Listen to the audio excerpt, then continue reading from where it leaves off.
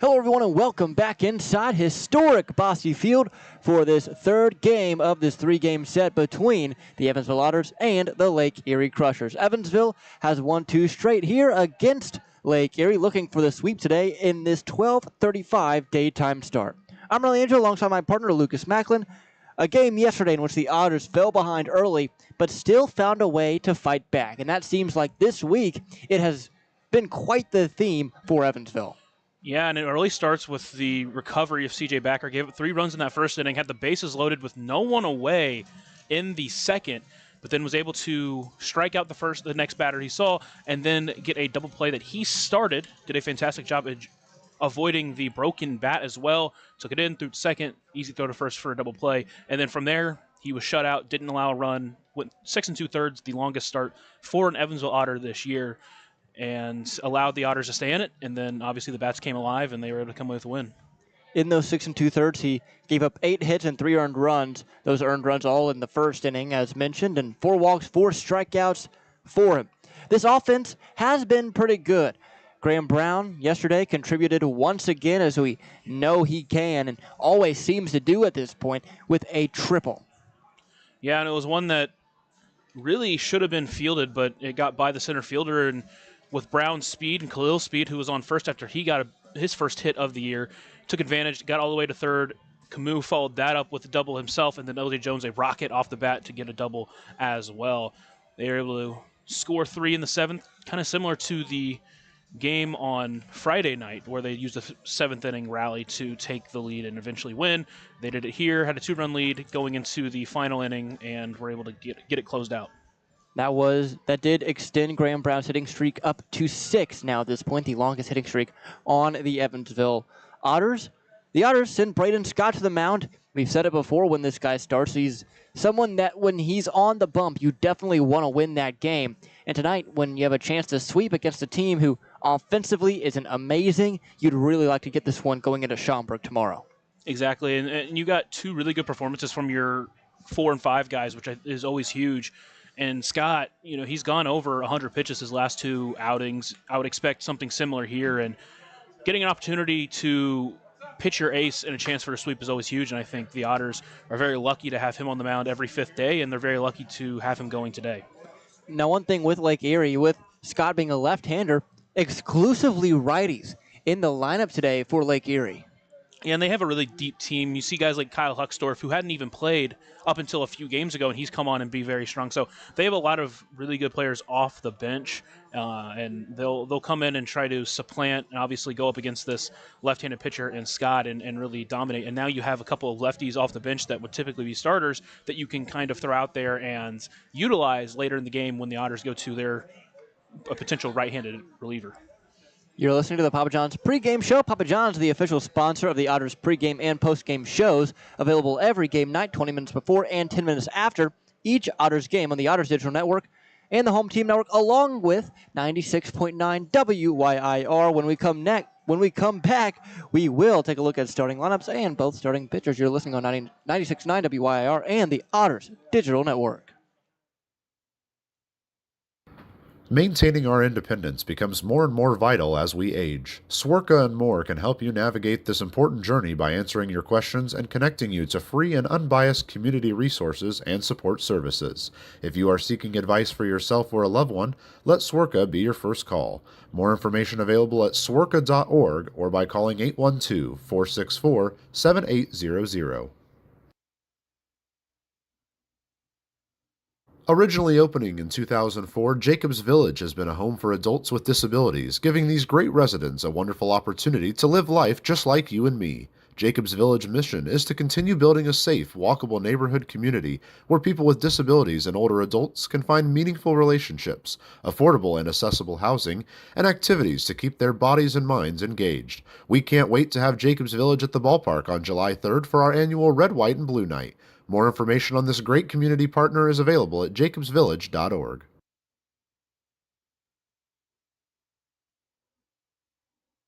For the last 5 years, the Evansville African American Museum and the Evansville Otters have partnered together to offer tickets at no cost for the whole family for the Juneteenth Negro Leagues Baseball Tribute.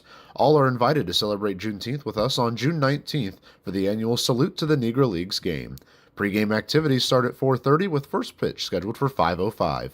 For information on these tickets, fans can stop by the Evansville African American Museum at 579 Sandra Matthews Way in Evansville or any local Evansville Vanderburgh Public Library.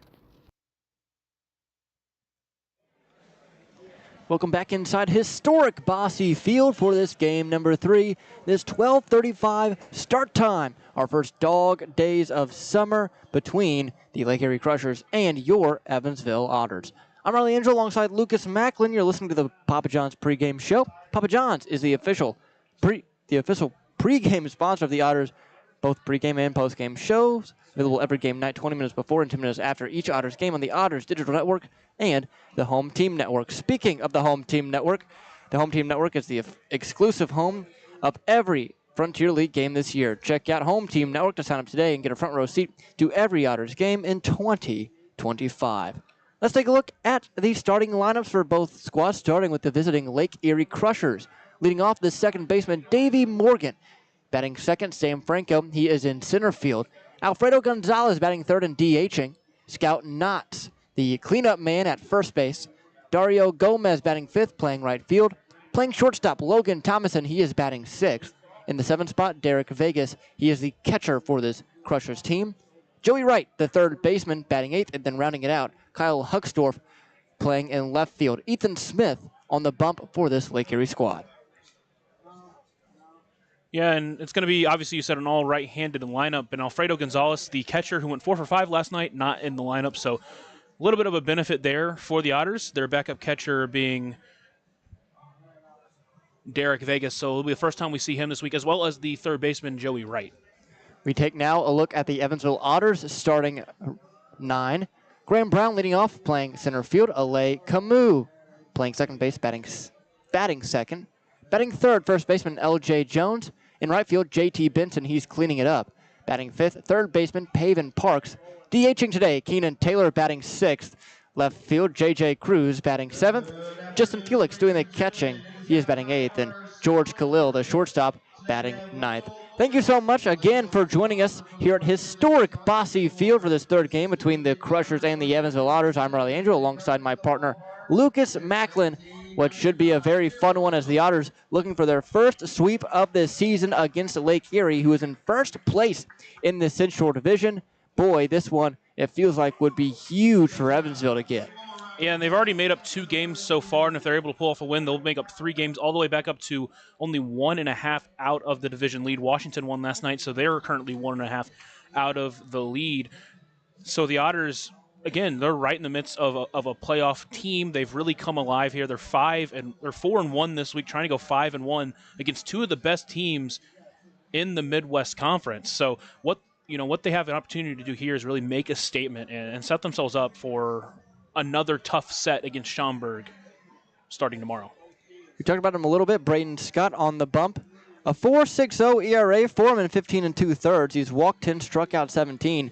It feels like the walks have been a bit of an issue early on in the season, but if he can get those figured out, it seems like he's going to have a really big year.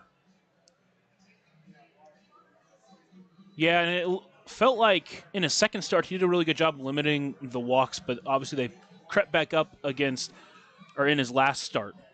So hopefully he gets, kind of just settled in and is able to work quickly. We saw Backer last night have a rough inning, really a rough inning and a half before really settling in. So if it's something similar like that, as long as he's able to keep the Otters in, I mean, we've seen if he only gives up 2 to 3 runs, that's plenty enough for the Otters to score. Even in a couple games that we've had this week where they haven't had all the offense we've seen them have against teams like Schaumburg or Three Rivers, but they still got it done. They still had enough to win those games and start 2-0 against this Lake Erie team. It seems like this team is starting to click. They're playing really well. They have a lot of momentum on their side at this point, winning 4 of their last 5. That last series against Schaumburg, where coming into this week, a lot felt like, if you take 2 games in one of these series, it's a success. Now you've taken 2 games in both of these series, and both series you've had a chance to sweep. And you're just showing that they have plenty of talent on this team, and all this is coming with some injuries across the board to guys like Parker Brahms and David Mendham, where you really really want to have them in your roster, but without them, you still shown up and played some really, really good baseball. And you had a game against Schaumburg where Brahms only gave you an out, and then you had the bullpen come in and look excellent. So it's been a really, really good week. It's been something they can build on, and it's something that if they can keep building on, there's no reason to think they can't be a contender for the Frontier League. Let's take a look around the Frontier League, starting in the Central Division. Lake Erie, obviously the leaders in the Central Division, 9-4. They are trailed by Washington, who is 8-6, just a game and a half back. Evansville, 2.5 back at 7-7, trying to get above that 500 mark tonight. Florence, they have struggled this first part of the year. They are 4-8, 4.5 games back. The other Midwest Conference division is the Western Division. Gateway leads that one.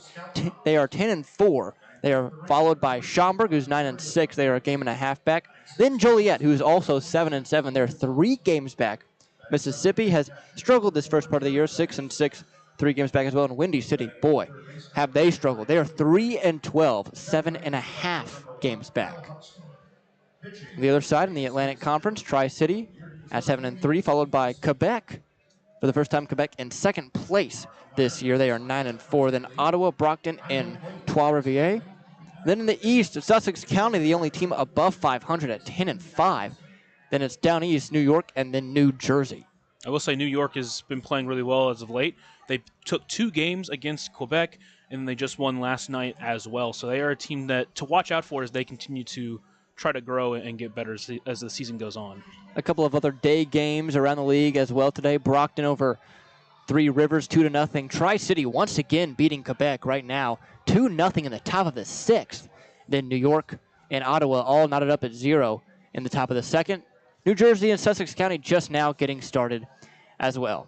Florence and Washington also finishing up their 3-game series. That one is going to be one that the Otters are going to look closely at. And then Gateway and Schaumburg finishing up their 3-game set in Wintrust Field at 6:30. That one beginning tonight in Schaumburg, where the Otters will play on Memorial Day tomorrow at 1 p.m. Central, a special start time for Memorial Day. Boy, will that place in Schaumburg be packed. So when we come back, it'll be first pitch. While we're away, they'll introduce starting lineups and do the national anthem. You're listening on 96.9 WYIR on the Otters Digital Network. Right now in Vanderburgh County, over 800 children are in the child welfare system waiting for someone to be their voice, and you could be that voice by becoming a court-appointed special advocate, a CASA volunteer. Donating just a few hours a month of your time can change a child's life forever. Vanderburgh County CASA invites you to join them. Stand up, speak out, be for the child, be a CASA. For more information, visit vandcasa.com. That's VAND CASA.com.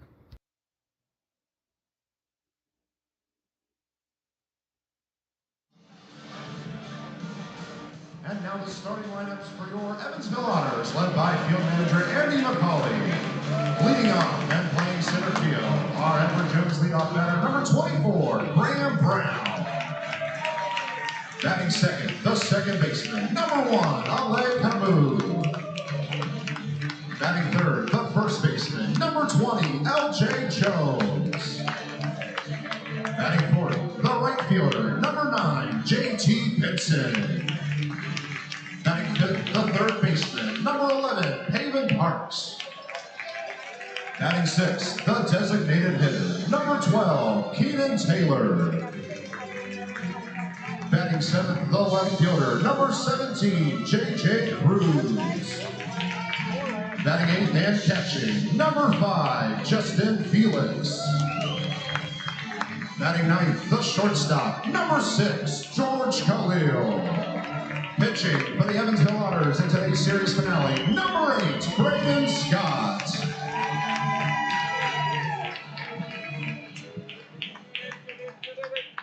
Fans, at this time, we ask that you please rise and remove all caps as we honor America's freedom, those who now protect it, and to honor those who have made the ultimate sacrifice with the singing of the U.S. National Anthem by Rue Martin. Oh, say, can you see by the dawn's early light what so proudly we hailed at the twilight's last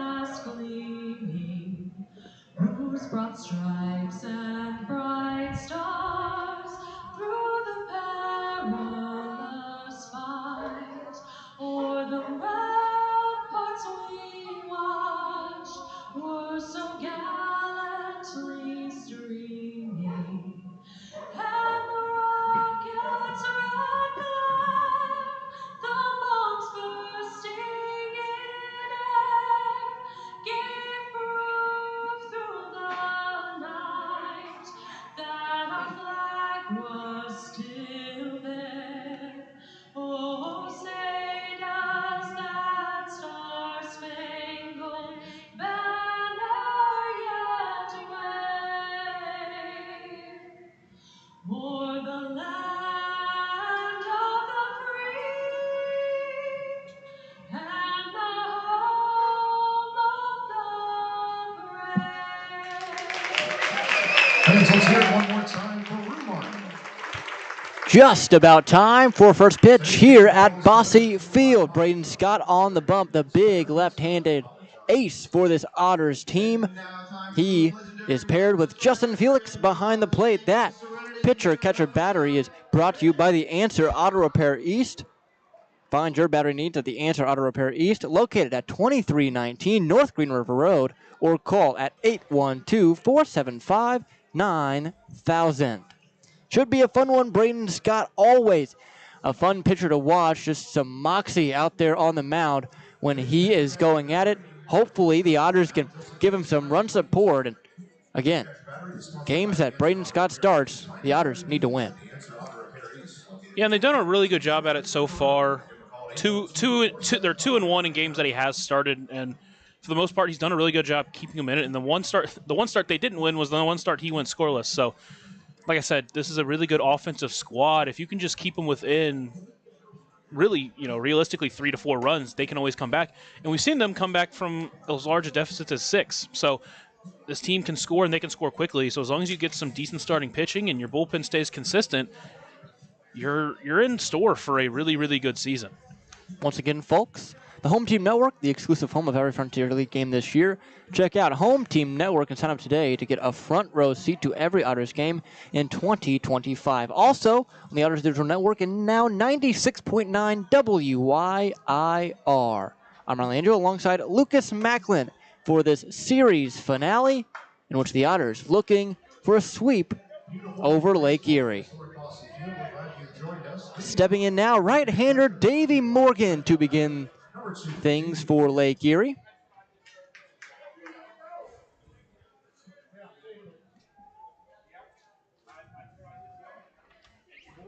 Braden Scott far third base side of the rubber. Looks into Felix, and the first pitch is on its way. Taken outside for a ball. 1 ball, no strikes. Morgan came in to face Griff Hughes as a pinch hitter.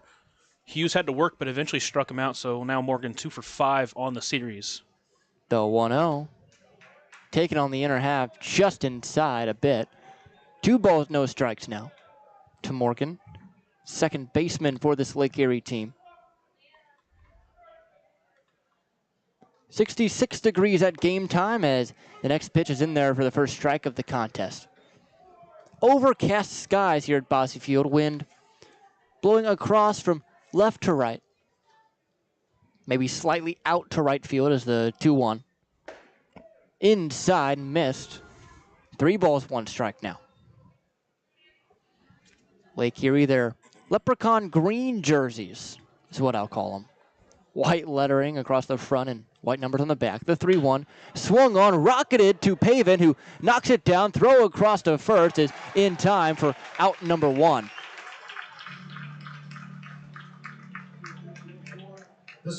Pavin knocked it down, didn't realize where the ball was at first, found it at his feet and chucked it across the diamond finally and got Morgan by about a step and a half. Brings up Sam Franco, center fielder, batting .320 so far on this young season. 3 stolen bases for him as well. The first pitch to him is taken high, a ball, no strikes.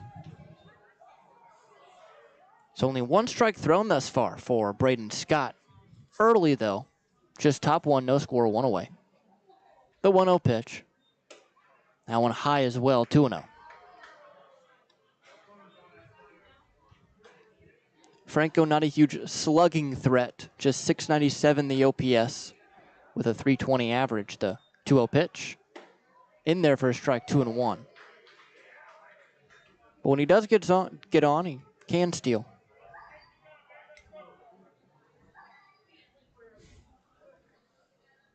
The 2-1. Swung on and foul tipped right into the mitt. 2-2.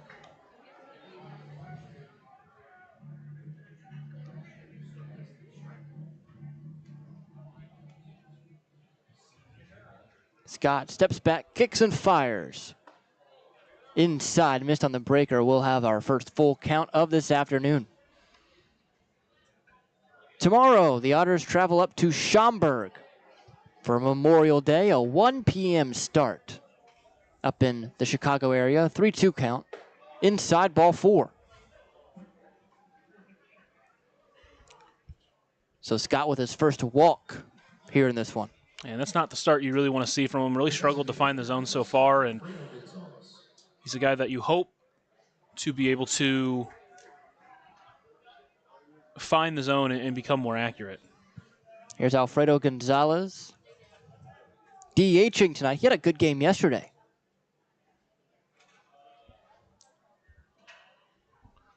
Right-handed bat. First pitch to him. Taken in the dirt, 1-0. Ball gets away from Felix. Runner goes, throw down is in time. They cut down Sam Franco trying to steal an extra 90. And it looked like Franco thought he was going to be safe by a mile, so he didn't really slide with any urgency. But the perfect throw from Felix and the great tag from Camus got him running. So a free out just gifted. The 1-0. In there for a strike, 1-1.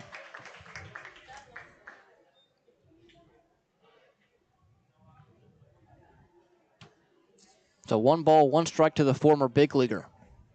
Even if it only was 3 games, the pitch. That one's in there as well, 1-2. Gonzalez, slightly open stance. Very slightly. 1 ball, 2 strikes, 2 outs, top 1. Here it is. High, 2-2.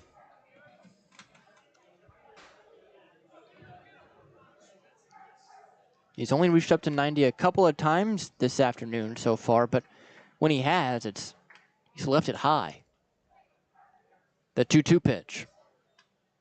Inside, got away from Felix, 3-2.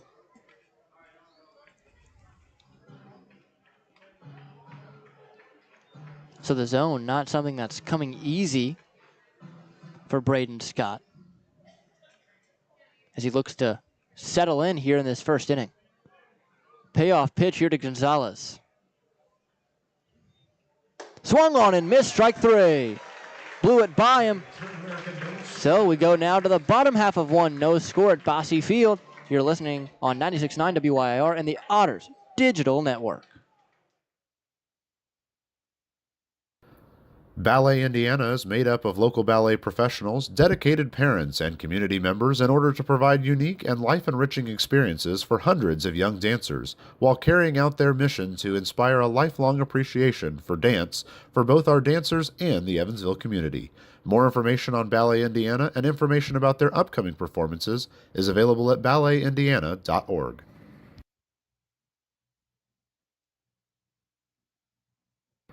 Maintaining our independence becomes more and more vital as we age. Swerka and More can help you navigate this important journey by answering your questions and connecting you to free and unbiased community resources and support services. If you are seeking advice for yourself or a loved one, let Swerka be your first call. More information available at swerka.org or by calling 812-464-7800.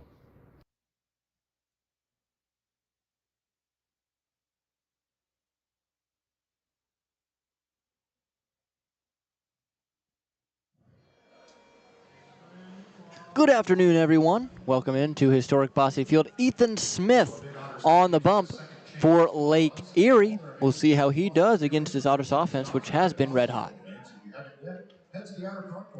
So far this year, just 7 1/3 innings thrown, 10 strikeouts, a 4.91 ERA.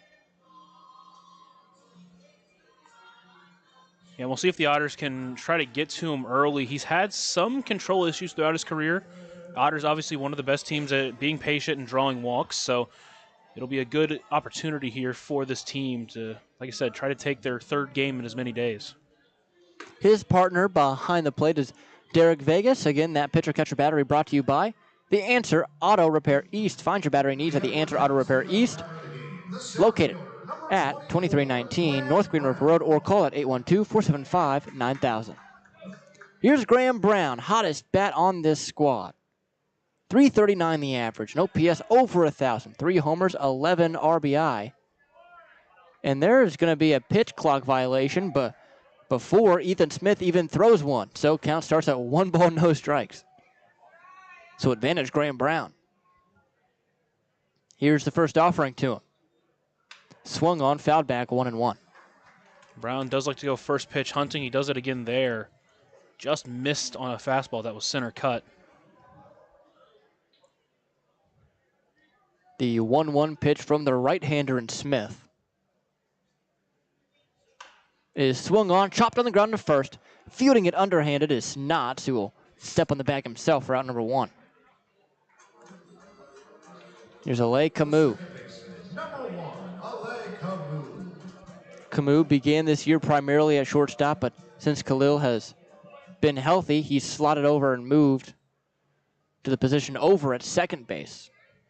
He's been one of the anchors of this infield defense for the Otters early in the year. First pitch to him. Taken outside, ball 1. Otters in their home whites, blue letters across the front, blue numbers on the back. As the 1-0 pitch is swung on, fouled off to the left side overhead. That's our first overhead foul ball of the night. That overhead foul ball brought to you by Heads Construction. Choose the best, never regret it. Camus open stance, bit on his tiptoes on the front foot. The 1-1 pitch is swung on, grounded to second. Morgan fields but boots it. And Ale Camus is going to get on via an error on the first play from Morgan. That's a tough one right there. This infield can play some tricks on you. That one bounced late, so he wasn't able to field it. We saw one from last night with George Khalil bouncing up into his stomach, but was able to bring it in and make the play. And Morgan, someone who obviously doesn't play here nearly as much as Khalil has, wasn't able to get it, and Camus on first with only 1 away. So we'll be an E4 as LJ Jones stands in. Pickoff throw, not nearly in time. Ethan Smith on the mound spent time with Vanderbilt, Tennessee, and then played his final college season at Lipscomb, and it really looks like he struggled as a starter, but he was really effective as a reliever during his time. First pitch to Jones out of the stretch, inside, 1-0. And 2 starts. He's only gone 7 1/3 innings, so hasn't gone super deep into games. Camus over at first, a very small lead, now inches a little farther out. The pitch taken on the outer half for a strike, 1-1.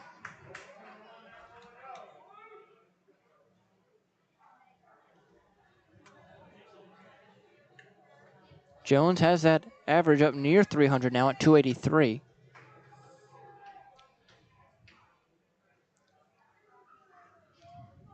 One offering.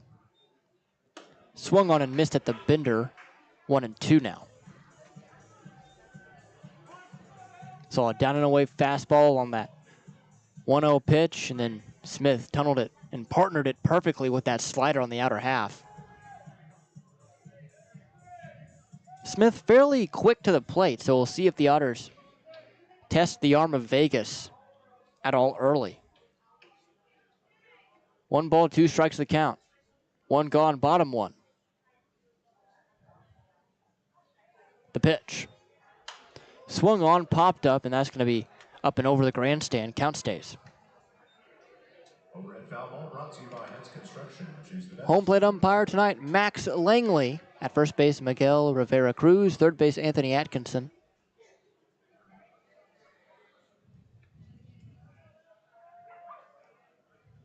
Here's the 1-2 from the right-hander and Smith.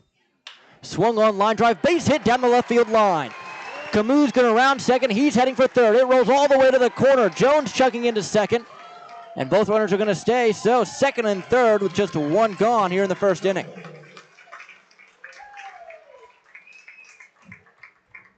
Our first Deerhead double-decker double of this afternoon. The right fielder, number 9, J.T. Benson. Brings up J.T. Benson in the cleanup spot. Looking to do exactly that. And Benson's had a really, really good series. 4 for 6, couple of hit by pitches, an RBI, a couple of stolen bases. He doubled last night as well. So trying to stay hot ever since changing his number to 9. First pitch to him. Swung on, line drive sinking into right. It will be caught by Gomez. No one testing the throw. So first pitch swinging didn't quite pay off there. Number 11, Peyton Park. Maybe got it off the end. And Gomez playing fairly short, so that way, if he can catch it and keep that runner at third. So on maybe any other given type of defense, that one falls in, but good read by Gomez out and right. Now it's Pavin Parks, the lefty. Average back down to right at the Mendoza line at 200. Does have 4 RBI on the year. The pitch is taken low, 1-0. But he has walked 9 times, so he draws his fair share. He's done a good job being patient, and I do think he's been more unlucky than anything. Obviously, he struck out a lot as well, but that's kind of the way he's always played, is that he's going to strike out quite a bit, but he's able to draw walks and able to hit the ball hard and be one of the better bats for this Otters team. The 1-0. Way up and away. Ball bounces off the backstop and right back to the mound. So Camus not able to advance, but boy, he thought about it. 2 balls, no strikes. It's one of the things about it here at Bosse Field is the backstop's so close to home plate that if it hits that top portion, which is brick, it can bounce a long way, and that one just bounced right back to Smith on the mound. Lake Erie trying to work through some traffic here in the first. Pavin trying to drive him in. And a hitter's count, the 2-0. Swung on, line drive, base hit through the right side. That's going to score 1. They will hold L.J. Jones at third base. A scorching grounder through the right side of the infield for Pavin Parks. And those are just some of the ones that early in the season have been finding gloves. That one able to get through and squeeze by in between the first and second baseman. And it's a really good sign for Pavin Parks as he keeps trying to find that breakout performance. Now it's Keenan Taylor here in the 6th spot.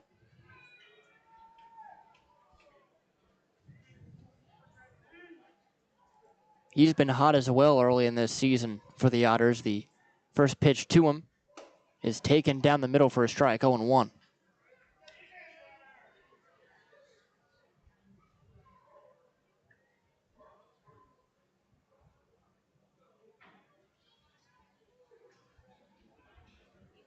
Parks over at first does have 5 steals. The pitch is in there for a strike on a top shelf slider, 0-2.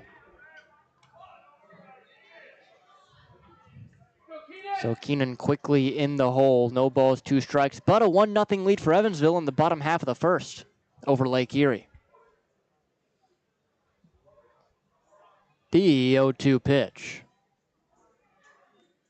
Taken outside and in the dirt, 1-2. It's a good stop there by the catcher Vegas, though. Keeping Pavin at first and potentially even LJ at third. The Otters with that first inning run have now scored in the first inning on 3 of the last 4 nights. Excuse me, 2 of the last 3 nights. The 1-2. There goes the runner. It's swung on and chopped foul off the plate. Count stays.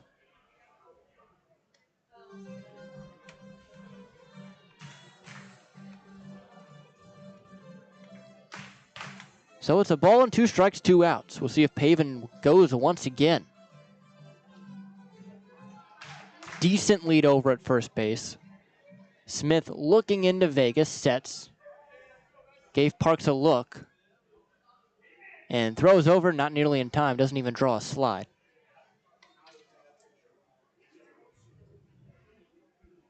Breeze now slightly blowing in, it seems like. That's all it really is a breeze. The 1-2. Swung on and missed, strike 3. So Ethan Smith works out of some traffic, but the Otters do get one. It's 1-0 Evansville on 96.9 WIR and the Otters Digital Network. Originally opening in 2004, Jacobs Village has been a home for adults with disabilities, giving these great residents a wonderful opportunity to live life just like you and me. Jacobs Village mission is to continue building a safe, walkable neighborhood community where people with disabilities and older adults can find meaningful relationships, affordable and accessible housing, and activities to keep their bodies and minds engaged. We can't wait to have Jacobs Village at the ballpark on July 3rd for our annual Red, White, and Blue Night. More information on this great community partner is available at jacobsvillage.org. For the last 5 years, the Evansville African American Museum and the Evansville Otters have partnered together to offer tickets at no cost for the whole family for the Juneteenth Negro Leagues Baseball Tribute. All are invited to celebrate Juneteenth with us on June 19th for the annual Salute to the Negro Leagues game. Pre-game activities start at 4:30 with first pitch scheduled for 5:05. For information on these tickets, fans can stop by the Evansville African American Museum at 579 Sandra Matthews Way in Evansville or any local Evansville-Vanderburgh Public Library.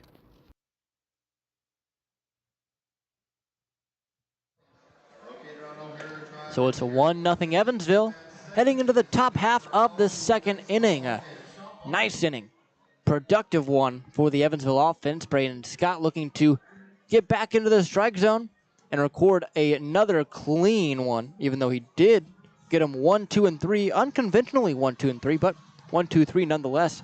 In that first inning, you will face Knotts, Gomez, and Thomason, the 3 due up for the Grapes. Yeah, Knotts has been really, really good this weekend. Started at 3 for 3 last night with 1 for 4 with an RBI and a walk. He is liable to strike out. He struck out a couple of times already, but again, he has been scorching hot so far in this series. The first pitch to him is taken on the inner half, just inside. 1-0. I'll tell you what, this Crushers team, one of the best logos, not only in the Frontier League, maybe in all of minor league baseball. Oh, yeah. The Angry Grapes. The 1-0 is taken for a strike. Minor league baseball is some of the best logos, nicknames, independent ball as well. The Sod Poodles. Oh, that's an all-timer right there. The 1-1 is high, 2-1. Trash Pandas are up there as well. Montgomery Biscuits. Take that one out of the cookie jar. 2-1 pitch from the left-hander. That one just misses down and away, 3-1.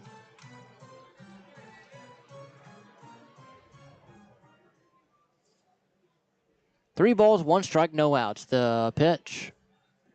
Swung on, high fly ball into left center. Cruz over to it. Brown under it, though, calls him off and makes the catch for out number 1. I would say Graham Brown's always done a great job communicating and being able to bring it in. He's done a great job as the quote-unquote leader of the outfield at center field. Now, J.J. Cruz out in left field today. First time for the Otters, but has played left field in his past. And he's played outfield before, and he typically was a center fielder, but playing left field, just trying to figure out that spot with a consistent outfielder. Here's Dario Gomez, first pitch. Swung on and missed, high and tight, 0-1. That's the thing with this Otters team. This outfield, there's so many bats you want in the lineup. It's just finding the spots to put them defensively. The 0-1 pitch in their first strike. And Keenan Taylor started camp as a potential infielder and then moved to left field and now DHing. Feels like there have been so many different guys. L.J. Jones now at first base, mostly because of the Mindham injury, but he began his year in right. 0-2 pitch now to Gomez. Swung on, foul tipped right into the backstop. Count stays.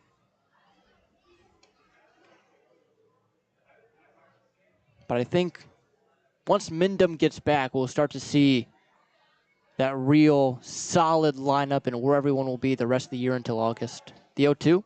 Swung on and missed out in front of the curveball. Second out, second strikeout, a German American Bank strikeout for Braden Scott. Now brings up Logan Thomason. Shortstop, number 26, Logan Thomason. He is manning the shortstop position. .213 his batting average. First pitch. Taken for a strike. 0-1. He has driven in 5. 3 of his hits have been doubles. Yeah, and he just does a really good job of getting on base. 1 for 4 on the weekend, but 4 walks. 0-1. High 1-1.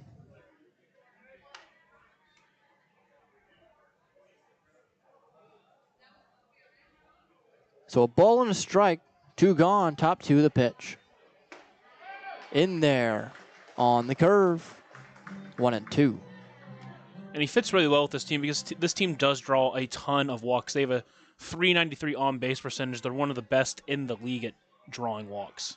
1-2. Misses high again on the fastball. Seems like that's where he's been missing a lot. Braden Scott up high on the when he decides to go to the fast one.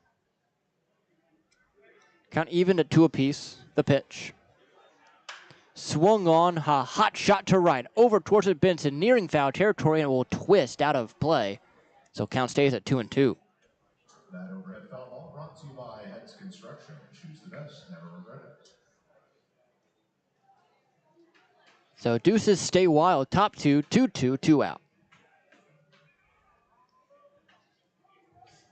Scott looks in, nods, kicks, fires. Just missed on the inner half. Full count.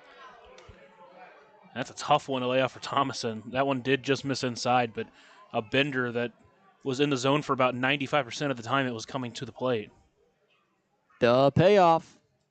High, ball 4. Second walk issued by Braden Scott.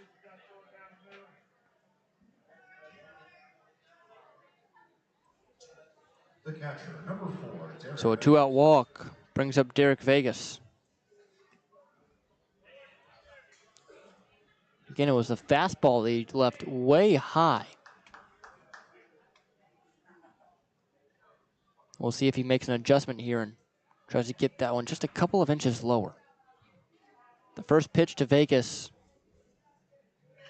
is swung on and tapped to first, backhanded by Jones. He'll race to the bag himself and step on it for an unassisted putout. So, a 2-out walk, but Scott works around it. We now go to the bottom half of 2. You're listening on 96.9 WYIR and the Otters Digital Network.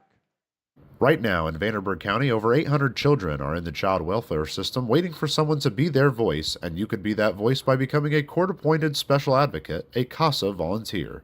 Donating just a few hours a month of your time can change a child's life forever. Vanderburgh County CASA invites you to join them. Stand up, speak out, be for the child, be a CASA. For more information, visit vandcasa.com. That's VAND-CASA.com. Ballet Indiana is made up of local ballet professionals, dedicated parents, and community members in order to provide unique and life-enriching experiences for hundreds of young dancers, while carrying out their mission to inspire a lifelong appreciation for dance for both our dancers and the Evansville community. More information on Ballet Indiana and information about their upcoming performances is available at balletindiana.org.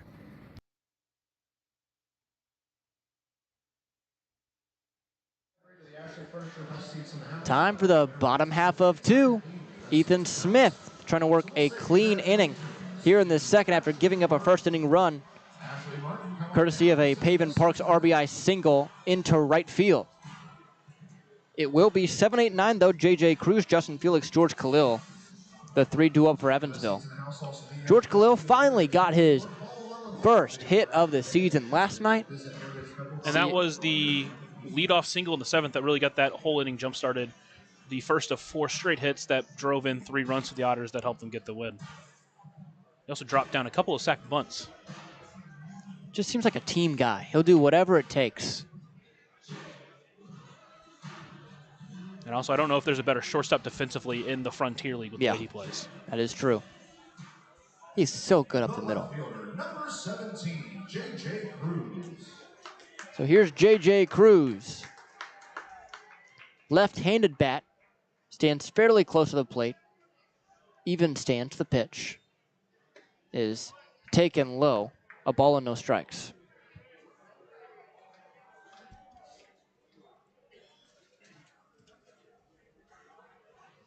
So 1-0 to Cruz. Here it is. Swung on, popped up, twisting foul. That overhead foul ball brought to you by Heads Construction. Choose the best and never regret it.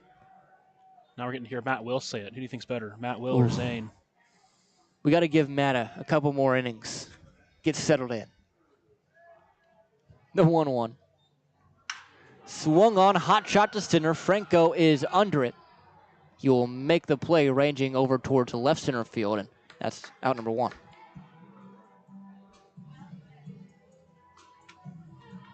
Now Justin Felix. Number 5, Justin Felix.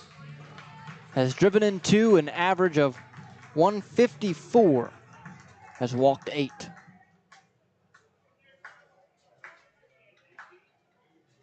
First pitch to him. Thought about it, didn't go around, but took a strike. 0-1. Yeah, Felix just does a really good job of getting on base. Him and Cohen both have done really good jobs getting on base this year from the catcher spot. A 389 on-base percentage for Justin. Does strike out a ton, though, but it is just kind of the way he's always played. One just missed outside, 1-1. That's the thing, a lot of times now in this time in baseball, the 1-1 pitch, low, 2-1. A lot of strikeouts. On a 3 true outcome type of hitting. Justin Felix, really one of the guys that personifies that way of baseball. The 2-1. Inside, almost got him, but he turned out of the way of it. 3-1. Still hasn't hit a home run yet this year, has Justin Felix, but boy, when he makes solid contact, it just jumps off his barrel. The 3-1. High ball 4, so Justin Felix will reach via the walk, bringing up George Khalil. Sidewalk Cafe and Bar. George Khalil, as mentioned, his first hit of 2025 coming last night. 1 for 10 overall on the year. Has driven in 1. He's been hit by 3 pitches. Felix a decent lead at first. The pitch. Inside. 1-0.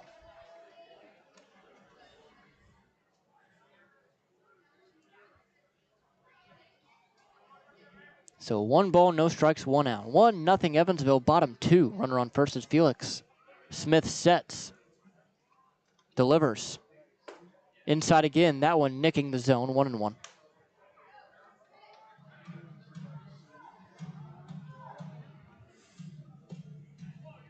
Evansville trying to complete their first sweep of the year. 1-1 pitch. Swung on, chopped foul on a half swing, 1-2. And today would be a nice day to do it, given the week they've had offensively and what's coming up next week. Or I guess this week now, and we're on Sunday. The 1-2 is made over to first, but back with a slide is Felix, and he's safe.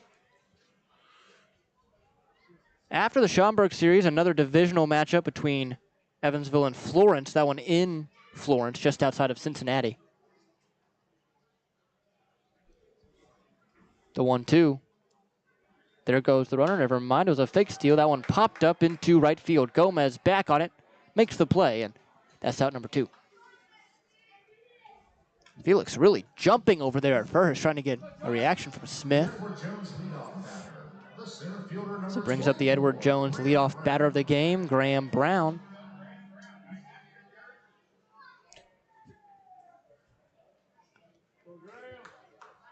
Graham 0 for 1. He grounded out to Knott's over at first an inning ago in the first. Throw over to that aforementioned first base is not in time. Felix back with the slide.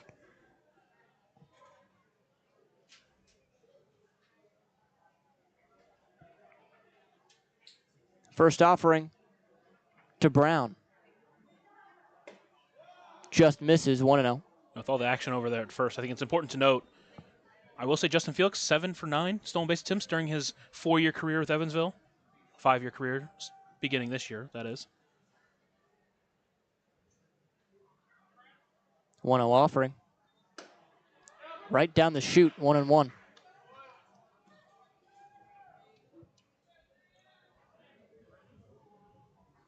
A ball and a strike, 2 outs. Bottom 2, 1-0 Evansville. Brown the batter, Felix at first. Smith delivers. Outside, 2-1. Dog Days of Summer. Not quite, but that's what they call this event here on Sundays, bringing their dog to the ballpark here at Bosse Field.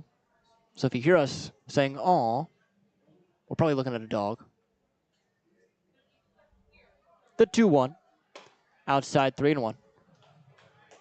We even got a dog in the press box today. Call her the Otter Dog.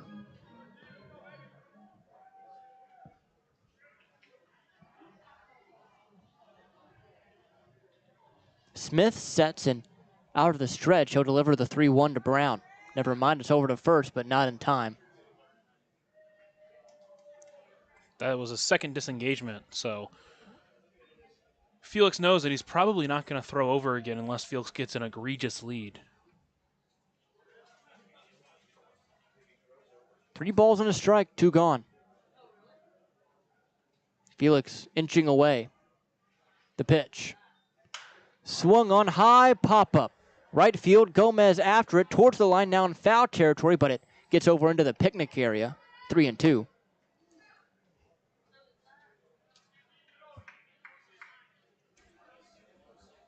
So we'll have a payoff pitch with 2 gone here to Graham Brown.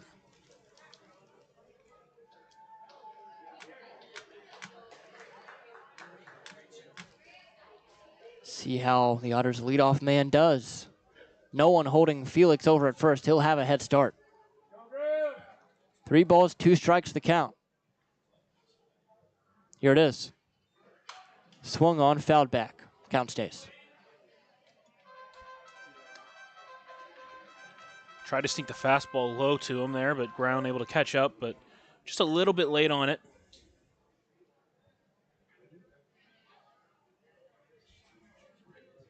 Smith looking into Vegas.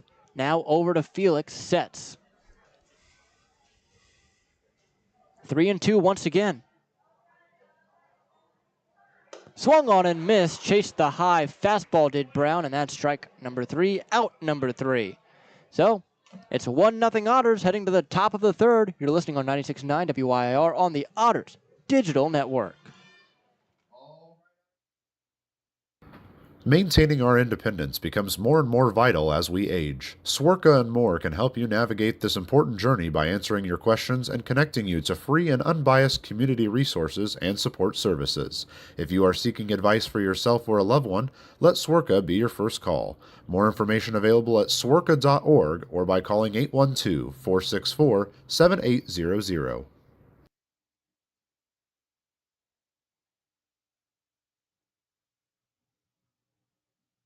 Originally opening in 2004, Jacobs Village has been a home for adults with disabilities, giving these great residents a wonderful opportunity to live life just like you and me.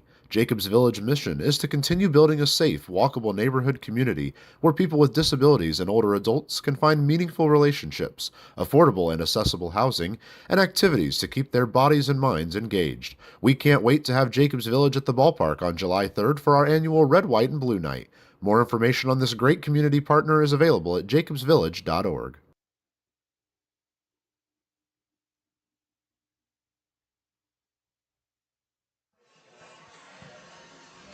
Top three, 1-0 Evansville here at historic Bosse Field against the Lake Erie Crushers. The Otters looking for a 3-game series sweep, which would be their first series sweep in favor of them here this season. Welcome back, everyone. Good afternoon. I'm Riley Angel alongside my partner, Lucas Macklin. Always a great day when baseball is being played here in Evansville, especially when the Otts are hot. And they certainly are with the way they've been playing this week.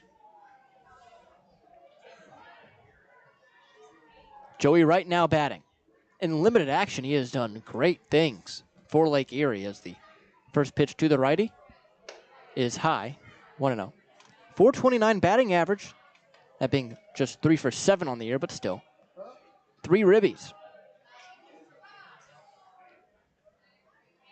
The 1-0. In there, 1-1.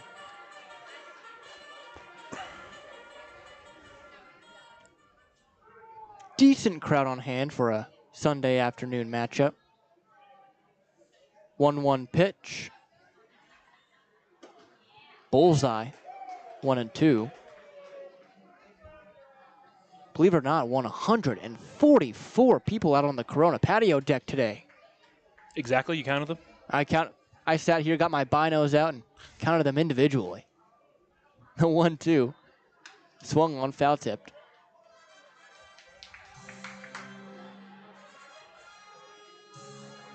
There's some great food out there on those picnics, I'll tell you what. How do we always get talking about food? I think it's me. Is it just me that starts talking about food all the time? Well, sometimes. The 1-2. Swung on, popped up. That one foul as well. First overhead foul ball of the inning, which means that overhead foul ball brought to you by Heads Construction. Choose the best, never regret it.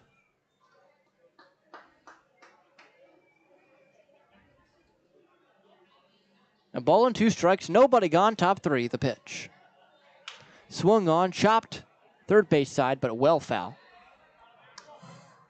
1-2 once again.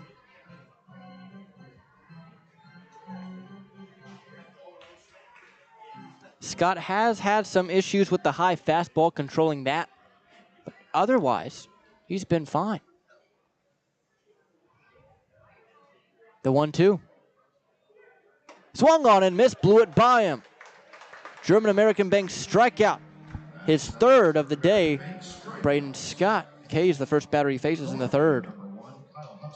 Brings up Kyle Huckstorf, the left fielder for this Crushers team. He has also struggled to begin the year. The pitch. Swung on, high fly ball deep to center. Back on it, Brown near the track, but makes the running catch for out number 2. And that one was hit on the nose, but Graham Brown, once again, quick read, and he's obviously very fast out there, able to get under it and make it look very easy. Now Davey Morgan, the batter. Morgan 0 for 1, grounded out to Paven Parks to begin this contest. And Scott doing a really good job hitting the zone now. I think he's kind of settled in, and you wonder how long he's going to be able to go. That first pitch in the dirt on a curve. 1-0. Hopefully for the Otters, he can go a while, especially obviously with some questions about when Parker Brahms will be back. The 1-0. Catches the zone on the inner half, 1-1. And the last 2 starts, he's been over 100 pitches. And those have only gone 5 innings or so. So if he can be a little bit more efficient, he can go really deep into these ball games, and they'll let him go that deep as well. The 1-1.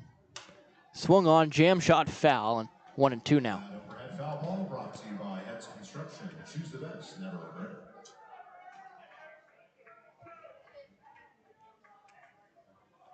So 1 ball, 2 strikes, 2 outs. Never mind, that's going to be a pitch clock violation on Davey Morgan. Batter's out, and we end the inning there. We now go to the bottom of the third. 1-0 Evansville on 96.9 WYIR and the Otters Digital Network. For the last 5 years, the Evansville African American Museum and the Evansville Otters have partnered together to offer tickets at no cost for the whole family for the Juneteenth Negro Leagues Baseball Tribute. All are invited to celebrate Juneteenth with us on June 19th for the annual Salute to the Negro Leagues game. Pre-game activities start at 4:30 with first pitch scheduled for 5:05. For information on these tickets, fans can stop by the Evansville African American Museum at 579 Sandra Matthews Way in Evansville or any local Evansville Vanderburgh Public Library.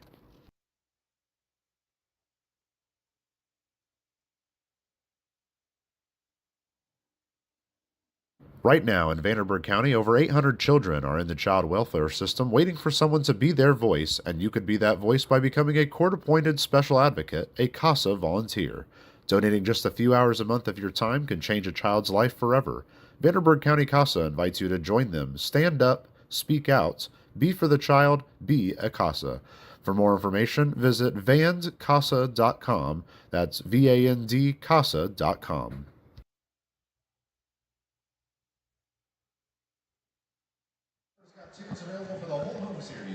Bottom half of three due up. Alay Camus, L.J. Jones, J.T. Benson, the three that Ethan Smith will face. After a rocky first inning, took care of business in the second, getting 2 flyouts, a strikeout, did issue a walk, but worked through it. Yeah, it'll be interesting to see how the Otters attack. And we saw last night the starter, Anthony Escobar, he looked really good through 4, and then he started to kind of fall off. And you wonder if it's going to be something similar here. The Otters just need to keep pushing and push that strike count up as much as they can through these early innings. So that way, when they get later, they're able to actually break through, similar to how we've seen this series so far. Alay Camus to lead it off here in the third. Reached on an error and eventually came around to score in the first. That pitch to him is left outside, a ball and no strikes.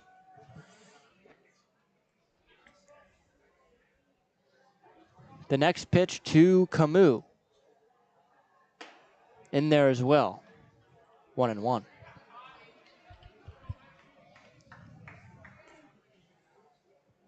Overcast skies here tonight, the 1-1. In the dirt, 2-1.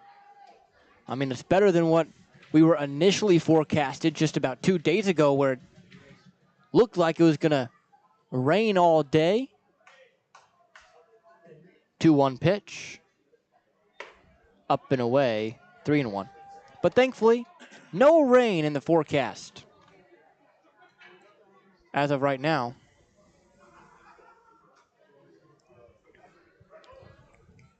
Now the 3-1 pitch. Taken all the way, 3-2. And up in Chicago, looks like we're going to have 3 days of beautiful baseball. Memorial Day tomorrow, it'll be sunny, mid-60s, 3-2 pitch. Swung on, popped up, fairly shallow, left center field. Huckstorf and Franco under it, but Huckstorf the one that makes the catch for out number 1. The first baseman, number 20, L.J. Jones.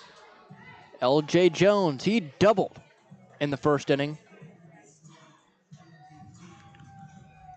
1 for 1 for him. He's been swinging a hot bat this week as well. First pitch. He just took that one all the way. I'm not sure if he was ready or if he thought he was ready for the pitch, because Smith was working very quickly. The 0-1. Inside. Almost got him. 1-1.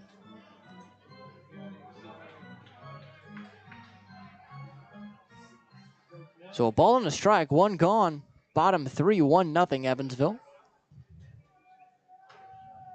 Smith, the pitch. Thought about it, did not go around, and a ball called just below the zone, 2-1. So 2 balls and a strike, 1 out. Smith steps back, kicks, fires.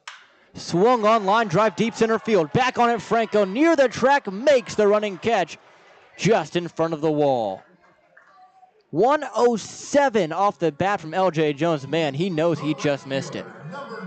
And he's been hitting the ball hard all week, and really starting to find a groove. That one just happened to go right where the center fielder Franco could get to it. So it's just more of a bad luck out than anything. Brings up JT Benson. You could see as LJ was on his way back to the dugout, gave Franco a little wave out there like, ah. First pitch to Benson. Outside. 1 ball, no strikes.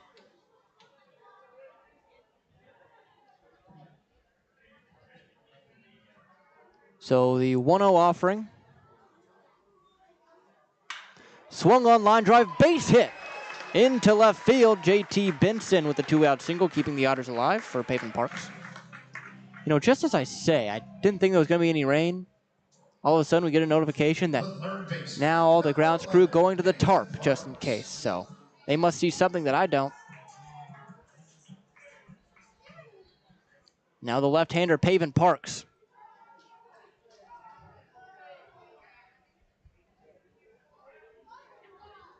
Parks 1 for 1. He has the RBI single back in the first that got the Otters in front. First pitch to him is not made. It's made over to first. But Benson back standing.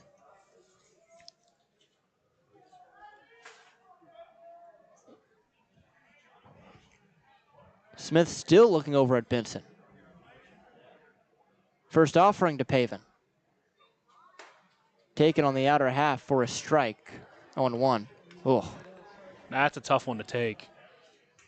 I feel like Pavin's just been on the wrong end of some of these this week. It's been very unfortunate.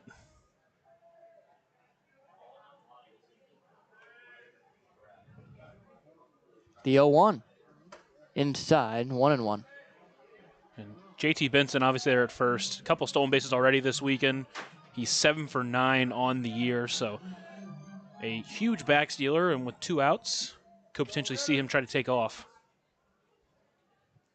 Smith does seem to be paying a lot of attention over to him. As the second throw over is not in time either. That one not even close.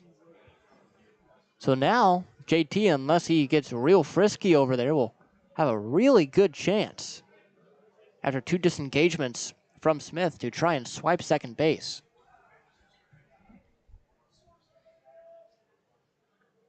The 1-1. That one misses outside on the same exact pitch that was called for a strike in the first pitch of the at-bat. 2-1.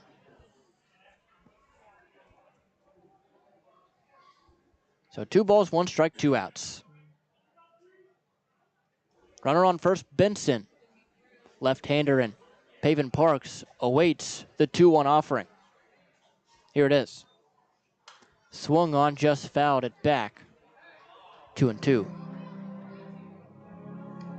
Now on a breaking ball, top shelf, pretty much middle, maybe a little up and away, but certainly one Pavin wishes he could have back. So 2 balls, 2 strikes, 2 outs. 1-0 Otters here in the bottom of the third. JT Benson over at first. The pitch. Swung on and missed, blew it by him for strike 3. So Ethan Smith once again gets out of it. We now go to the top half of 4-1-0 Evansville on 96.9 WYIR and the Otters Digital Network. Ballet Indiana is made up of local ballet professionals, dedicated parents, and community members in order to provide unique and life-enriching experiences for hundreds of young dancers, while carrying out their mission to inspire a lifelong appreciation for dance for both our dancers and the Evansville community. More information on Ballet Indiana and information about their upcoming performances is available at balletindiana.org. Maintaining our independence becomes more and more vital as we age. Swerka and More can help you navigate this important journey by answering your questions and connecting you to free and unbiased community resources and support services. If you are seeking advice for yourself or a loved one, let Swerka be your first call. More information available at swerka.org or by calling 812-464-7800. Originally opening in 2004, Jacobs Village has been a home for adults with disabilities, giving these great residents a wonderful opportunity to live life just like you and me. Jacobs Village mission is to continue building a safe, walkable neighborhood community where people with disabilities and older adults can find meaningful relationships, affordable and accessible housing, and activities to keep their bodies and minds engaged. We can't wait to have Jacobs Village at the ballpark on July 3rd for our annual Red, White, and Blue Night. More information on this great community partner is available at jacobsvillage.org. For the last 5 years, the Evansville African American Museum and the Evansville Otters have partnered together to offer tickets at no cost for the whole family for the Juneteenth Negro Leagues Baseball Tribute. All are invited to celebrate Juneteenth with us on June 19th for the annual Salute to the Negro Leagues game. Pre-game activities start at 4:30 with first pitch scheduled for 5:05. For information on these tickets, fans can stop by the Evansville African American Museum at 579 Sandra Matthews Way in Evansville or any local Evansville-Vanderburgh Public Library.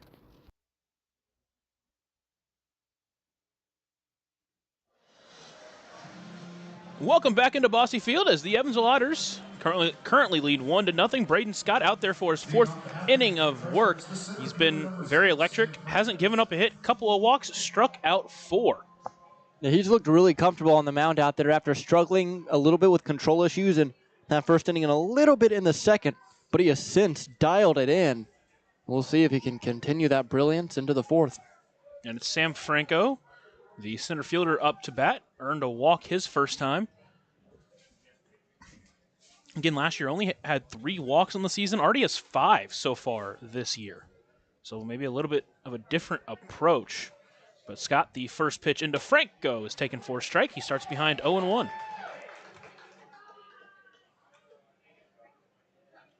Sam Franco, the former Purdue Boilermaker, looks to try to get this inning started. He fouls that one deep into right field, but out of play, and he's quickly behind 0-2.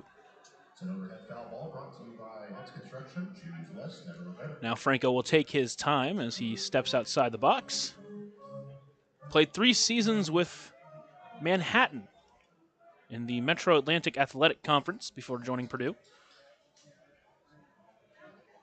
Scott from the windup delivers the 0-2 pitch. Swing and a miss for strike 3. A German-American bank strikeout, his 5th on the day already. And with 1 away, it'll bring up the DH today, Alfredo Gonzalez.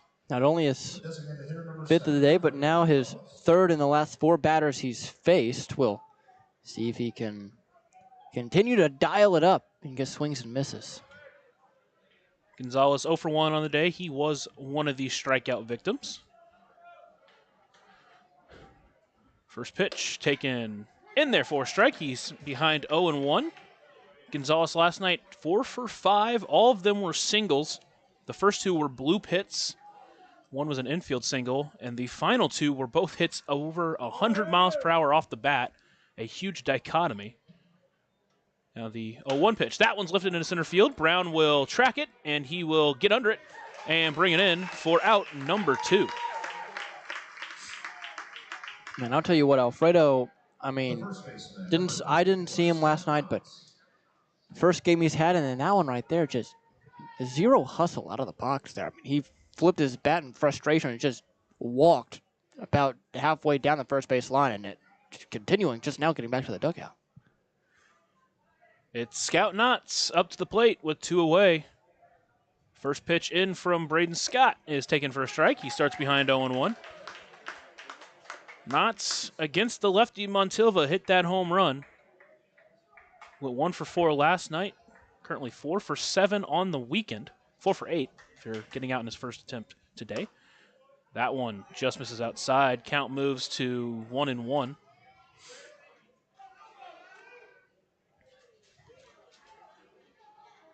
Knotts in the right-handed batter's box. The 1-1 pitch in the dirt. Count moves to 2-1. The entire lineup for Lake Erie will be standing in the right-handed batter's box, at least to start this game. Count 2-1 now to the first baseman. That one just misses inside. Count moves to 3-1 now.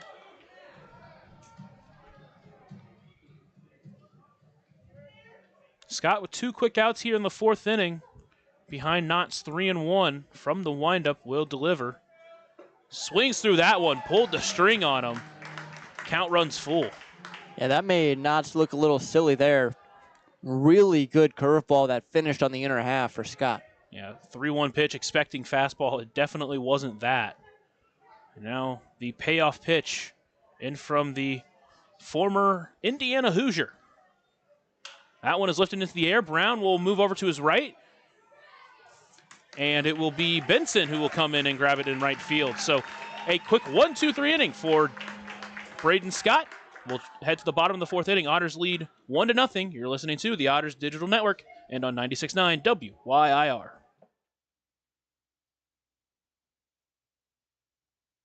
Right now in Vanderburgh County, over 800 children are in the child welfare system waiting for someone to be their voice, and you could be that voice by becoming a court-appointed special advocate, a CASA volunteer. Donating just a few hours a month of your time can change a child's life forever. Vanderburgh County CASA invites you to join them. Stand up, speak out, be for the child, be a CASA.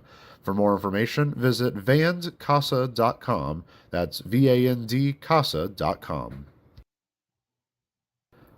Ballet Indiana is made up of local ballet professionals, dedicated parents, and community members in order to provide unique and life-enriching experiences for hundreds of young dancers, while carrying out their mission to inspire a lifelong appreciation for dance for both our dancers and the Evansville community. More information on Ballet Indiana and information about their upcoming performances is available at balletindiana.org.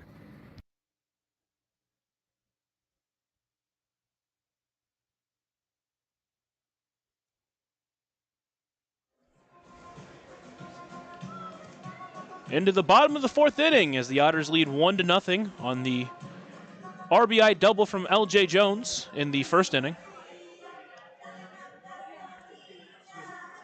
It's Ethan Smith still on the mound.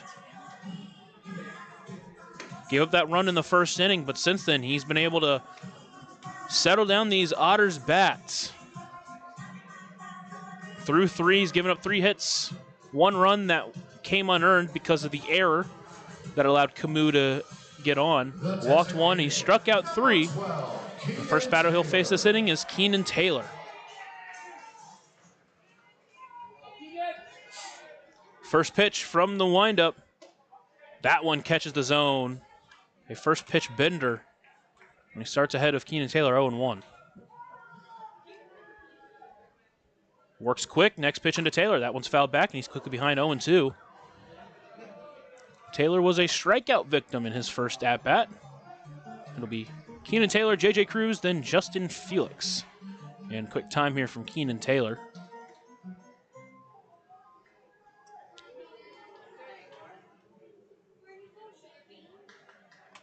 Taylor working on a 2-for-7 weekend. He was hit by a pitch. He's stolen a base. A couple of RBI knocks for him. Now the 0-2 pitch into Taylor. That one up above his head. Somehow brought in by the catcher Vegas. Count at 1-2. Man, no matter what count you're in, when you see 90 up above your head, that is not a fun thing. Count 1-2 still. Smith from the windup delivers. That one fouled back. Taylor stays alive. Taylor with 10 RBIs on the season. 7 of them coming with 2 outs in the inning. He's been clutch with 2 outs. That one lifted high into the air into left field. It'll be Huckstorf racing to get under it, but that one's going to hook out of play. Way out of play. Count still at 1-2. And that one was a high fly ball. I mean, he got real under that. Made solid contact with it, but just a little out in front of the changeup. If he was able to straighten that one out, that one might have been gone. Count still at 1-2, though. Smith back on the mound. Taylor back in the box. The 1-2 pitch stays outside, barely outside. Count now at 2-2. That's a tough one to take with 2 strikes. I mean, that was gross from Smith. Next pitch in from Smith. Blew it by him on that one. 90 miles per hour up and in for strike 3. And with 1 out here in the inning, it'll be J.J. Cruz up to the plate. Number 17, J.J. Cruz. Cruz hit the ball hard in his first at-bat, but it was hit right to the center fielder, Franco. Now the first pitch into him, ripped into right field. That one's going to get down. Fair territory to the wall. Cruz around first. He's going to head to second base. And a one-out double for J.J. Cruz as he ambushes Ethan Smith. A deer-head double-decker double, and the Otters have a runner in scoring position with only one away. Man, the Otters have made so much loud contact tonight. I mean, I think that's about the 6th or 7th ball they've hit over 100 miles an hour already. And there, Cruz had to go down and get that one below the knees on the fastball, just golfed it hard into the right field corner. Now it's Justin Felix, who worked a walk his first time up.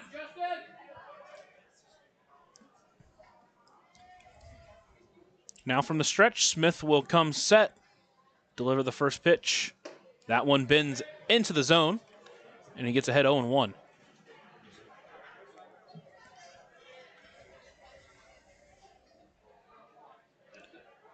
Felix worked his on-base streak up to 9 after earning that walk in the first at-bat. Now the 0-1 pitch. That's a bender as well. That one's fouled overhead, an overhead foul ball. Brought to you by Heads Construction. Choose the best and never regret it. Never regret it. Count now quickly at 0-2 as he'll have to battle. Smith has done a really good job at just attacking these batters since that first inning. Here's the 0-2 pitch into Felix. That one is hit high into the air, but higher rather than farther as it's the shortstop Thomason who will get under it just past the infield dirt. And now with 2 away, it'll bring up the 9-hole hitter George Khalil. Khalil will look to try to get a base hit into the outfield to hopefully score the runner at second, J.J. Cruz.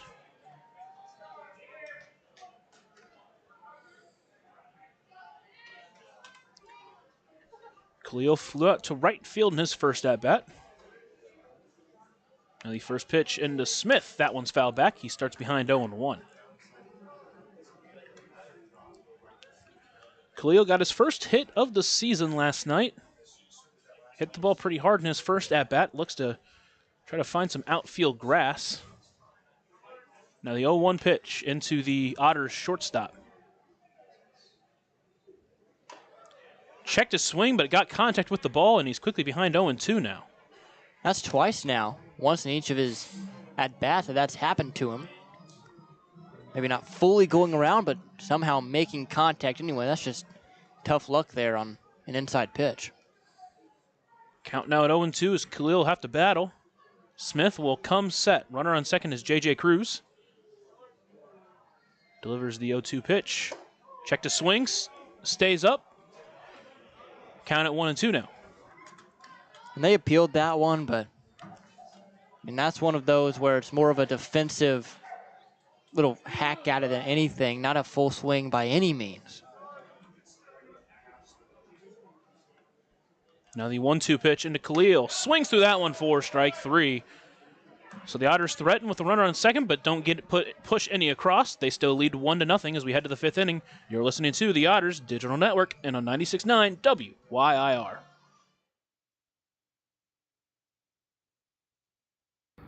Maintaining our independence becomes more and more vital as we age. Swerka and more can help you navigate this important journey by answering your questions and connecting you to free and unbiased community resources and support services.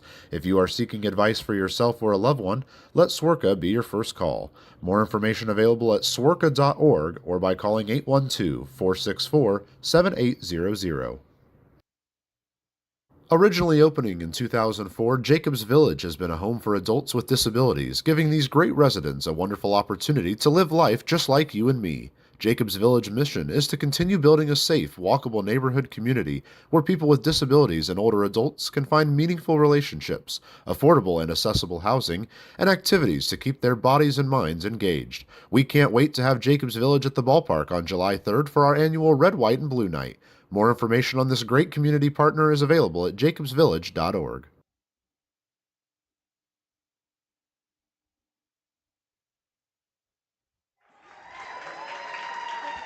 Braden Scott out there for his 5th inning of work, and so are all-you-can-eat wings and fries, Monday through Thursday at Buffalo Wild Wings. now including traditional wings. That's right, all the wings and fries you can eat with your favorite sauce, just $19.99 for boneless and $24.99 for traditional wings. So get all the heavy hitters together and head to Buffalo Wild Wings Mondays through Thursdays for a limited time. Drive-in only. Visit either Evansville locations, 5405 Pearl Drive and 715 North Green River Road for details. So Scott goes out there for another inning of work, and he's been putting down these batters for the Crushers. He's looked really, really good. We'll see how he does here in this fifth. This fifth inning has been where we see him kind of labor the fourth and the fifth. We'll see if he can take down that trend and have a good fifth. First one to Dario Gomez is hit overhead, an overhead foul ball. Brought to you by Heads Construction. Choose the best and never regret it. Never do. Count it 0-1 now to the right fielder for the Crushers. That one is fouled off, and quickly he's behind 0-2.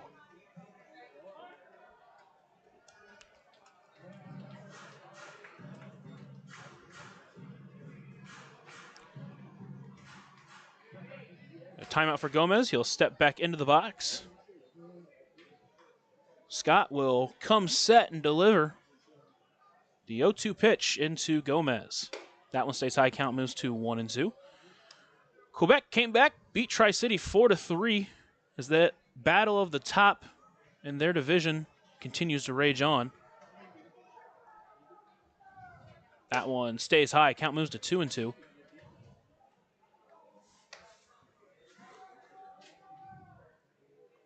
This game went on for an hour and 27 minutes. Oh, my. It was a 7-inning game because they're playing a doubleheader today, but still.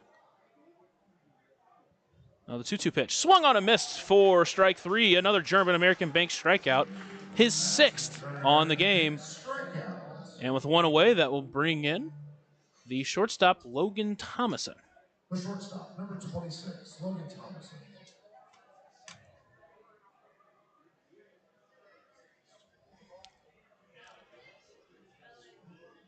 First pitch into the shortstop. Stays outside, behind 1-0. Braden Scott in his fourth season as an Evansville Otter.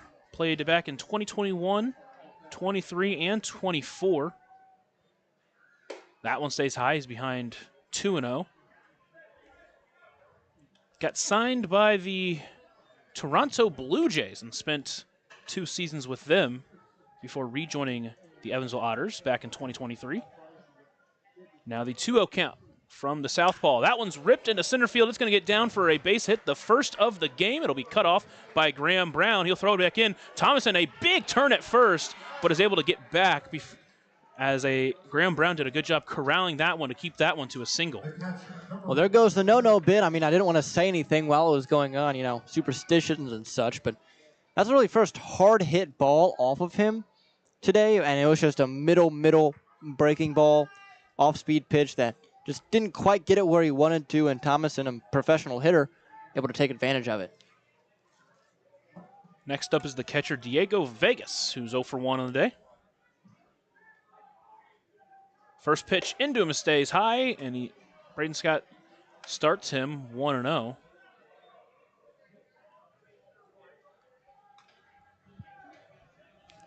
Scott now from the stretch will come set and deliver the next pitch into the catcher.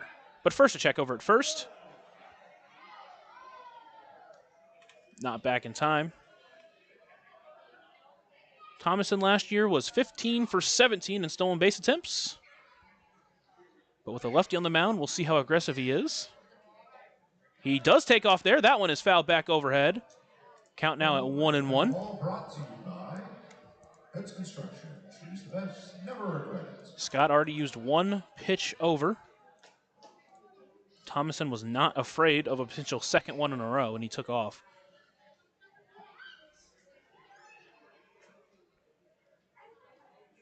Scott will look in, and he'll come set and deliver the 1-1 pitch. That one stays inside. Count moves to 2-1.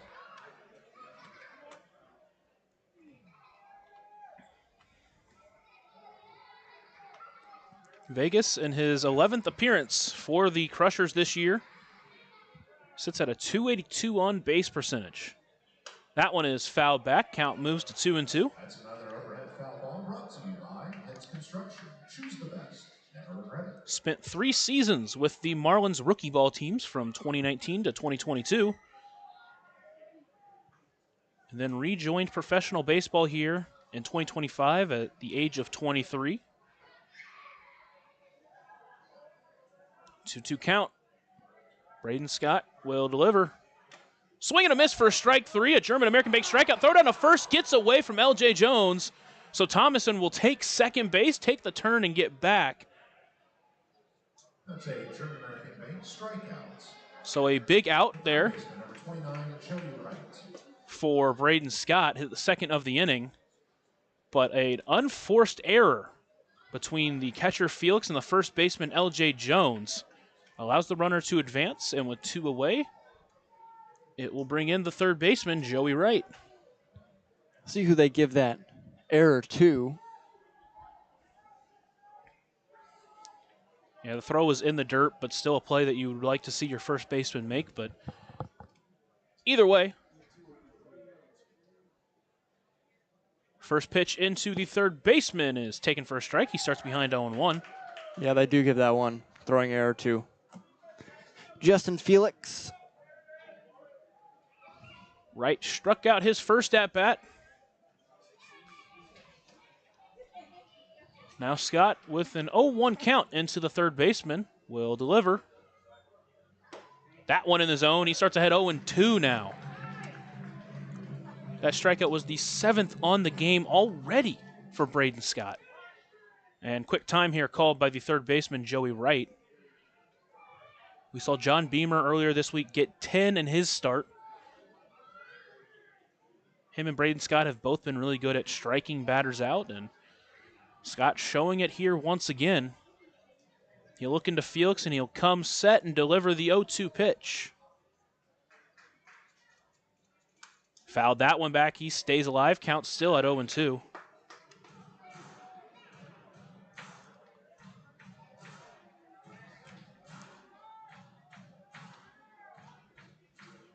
Joey Wright spent 5 years at Immaculata College, playing for the Mighty Macs. And now the 0-2 pitch. Chops that one towards third. Parks will have to charge into it, throw to first, in the dirt. L.J. Jones can't get it, and the runner will score from second. And this game has been tied after a couple of mistakes from the defense will let down Braden Scott. And both of them over there at first are on plays to where you see a primary first baseman make those all the time, keeping the ball in front of them. It's just a tough break for LJ. Again, he's learning on the fly over there at first base. He's played it at times, but he's not the greatest picking guy over there. So now it's Huckstorf as he looks to try to extend this 5th inning. Swings through that one. He starts behind 0-1. And a defensive swing there from Joey Wright just to put it in play. It was a soft roller to Parks, who couldn't make a direct throw on the run. Jones couldn't dig it, and it got by him, and the runner scored. He never stopped running. That one is lifted high into the air. Jones will move over into the foul territory. He'll try to track it, and he will track it and bring it in for out number 3, but the Crushers get on the board. They tie it here at 1. We head to the bottom of the 5th. Otters tied at 1. You're listening to the Otters Digital Network and on 96.9 WYIR.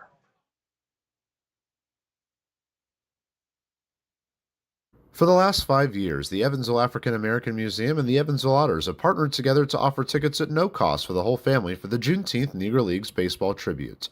All are invited to celebrate Juneteenth with us on June 19th for the annual Salute to the Negro Leagues game.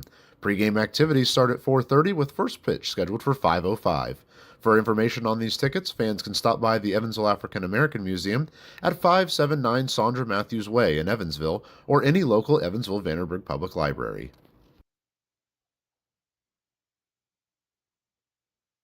Right now in Vanderburgh County, over 800 children are in the child welfare system waiting for someone to be their voice, and you could be that voice by becoming a court-appointed special advocate, a CASA volunteer. Donating just a few hours a month of your time can change a child's life forever. Vanderburgh County CASA invites you to join them. Stand up, speak out, be for the child, be a CASA. For more information, visit vandcasa.com. That's VANDCasa.com.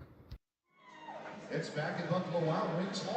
We're here in the bottom of the fifth inning. It's the former Coastal Carolina Gale, or Chanticleer, that will come to the plate in the bottom of the fifth inning. Graham Brown.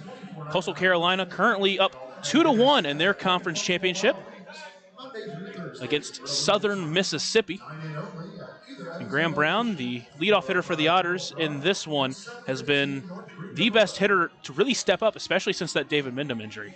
He really has. He's been just red hot. He's got at least something done in every game he's played since the injury to David Mindham. And, former Coastal Carolina guy. Maybe after this one, he'll check and look at the Sun Belt Championship final score, and hopefully Coastal, for him, is on the winning side of that. Brown will step into the right-handed batter's box. Ethan Smith out there for his fifth inning of work. First pitch taken outside. Count moves to 1-0. Brown with the triple that tied the game in the effort last night. Tries to get the Otters started here in the fifth inning. That one stays inside. Count moves to 2-0. He'll face off against the former Vanderbilt Commodore. They are also in their conference championship. 2-0 pitch. That one's lifted high into left field. Deep but foul. Count at 2-1 as that's just a loud strike one. Vandy beating Tennessee 10-0 in the semifinal. That one is ripped foul. Count moves to 2-2. Not only is the pitcher Ethan Smith a former Vanderbilt Commodore, he's also a former Tennessee Volunteer. You don't see that too often. I mean, those two programs hate each other. Count at 2-2. From the windup, he'll deliver into the center fielder. That one just bends in there for strike three. Brown goes down looking. And an out number one for Ethan Smith. I mean, that's a close one.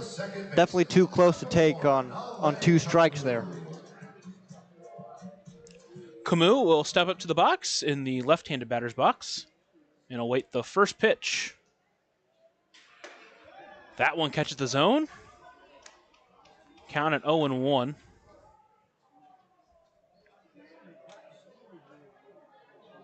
Next pitch into Camus. That one's ripped towards the right side. It's going to get through the infield for a base hit.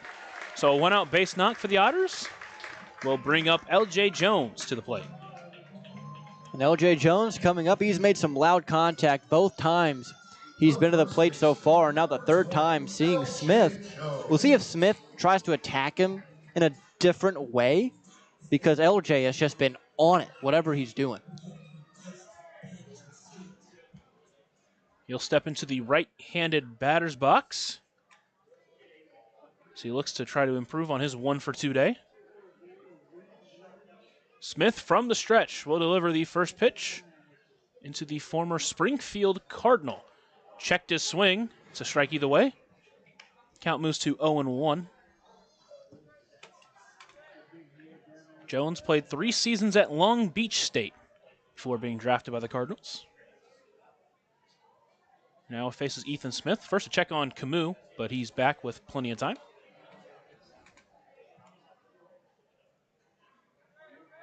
Jones has really started to turn it on this week, bringing his average up all the way to 286. Now the 0-1 pitch. Checked his swing. Didn't go, says first base umpire Miguel Rivera Cruz. Count moves to 1-1. He's also pushed his OBP up to 360. Has earned a couple of walks so far this weekend. A couple of doubles this weekend as well. And the 1-1 pitch, that one stays high. Count moves to 2-1. You love to see that patient approach because to start this season, he was really just swinging at anything, and his average was nearly identical to that on base. Smith will look in. He'll come set. Deliver the 2-1 pitch. That one stays high. Count moves to 3-1 now. Well, we said they got to change something up after the loud contact. Just missing the zone right now. Smith, don't know if he's trying to pitch him carefully or just trying to be too fine with it. Smith will come set, deliver the 3-1 pitch into LJ Jones. That one's hit high into the air. It won't leave the infield. It'll be called off by Scout Knotts, and he will bring it in for out number 2. We saw Schaumburg a couple of times not be able to make that play. Yeah. But Lake Erie is able to. It's always a tough one when you hear pretty much everyone to begin the play is yelling that it's theirs. It's pretty much whoever's the loudest is the one that eventually is able to get it. Sometimes with the wind up above this grandstand, it's really tricky. And the spin on the ball, a ton of different factors on those high pop-ups. Check over on Camus, but he's back in time. JT Benson up to the plate with his base hit. He extended his on-base streak to 10. Him and Parks both now in double digits with their efforts today. Now Smith comes set, delivers the first pitch into the right fielder. That one stays high. Count moves to 1-0. Camus over at first. He's 2 for 3 on stolen base attempts. We'll see if the Otters want to put him in motion here. He'll throw it back over for a second time, but nothing coming of it. You know, we talked about the Montgomery Biscuits earlier. The Sun Belt Championship, where Coastal's playing against Southern Miss, is in the Montgomery Biscuit Stadium. So, how about that? Fun coincidence. Count at 1-0 to JT Benson. That one stays high as well, and quickly he's had 2-0. A little bit more control issues here for Ethan Smith in this inning. And you wonder if it's a symptom of the length he's typically used to going with. Already 85 pitches on the day on 4 2/3 innings. That 2-0 pitch stays low. Count at 3-0 now as Benson will be willing to take a walk to put Camus in scoring position. Seems like there is someone getting loose, stretching at least right now. No one throwing for Lake Erie, but definitely some movement. Smith comes set once again. 3-0 delivery into JT Benson. That one runs inside, almost hits him. In fact, they will say it did hit him, but it's ball 4 either way. So now runners on first and second with 2 away for Paven Parks, who singled in a run in the first inning. Was the difference up until last inning for the Crushers. And hopefully the Otters can get one back after giving up a run the way they did in the top half of this inning. That would be nice, but because you know, whenever Lake Erie goes to their bullpen, they have some guys down there who will just shut you down. Yes, the Otters got to them last night, but overall this season, this pitching staff for the Crushers has been really, really good. The Otters have been able to really get to a couple of those guys, Foy being one of them, Spain last night. But you're right, they do have a really, really good back end of their bullpen. Mountain visit over as the head coach Lemieux walks off. Parks will step into the left-handed batter's box. Sunday afternoon baseball, the final game of the 3-game set between Lake Erie and Evansville. The Otters took the first 2. They look to try to earn the sweep here. We're tied through 5.5 innings. First pitch into Parks is fouled off. He'll start behind 0-1. Runners on first and second with 2 away for Paven Parks, who's 1 for 2 in the day. An RBI single in his first at-bat, did strike out swinging in his second at-bat. Now he's behind 0-1 here to Smith as he comes set and delivers. That one catches the zone, and Parks will have to battle as he's behind 0-2.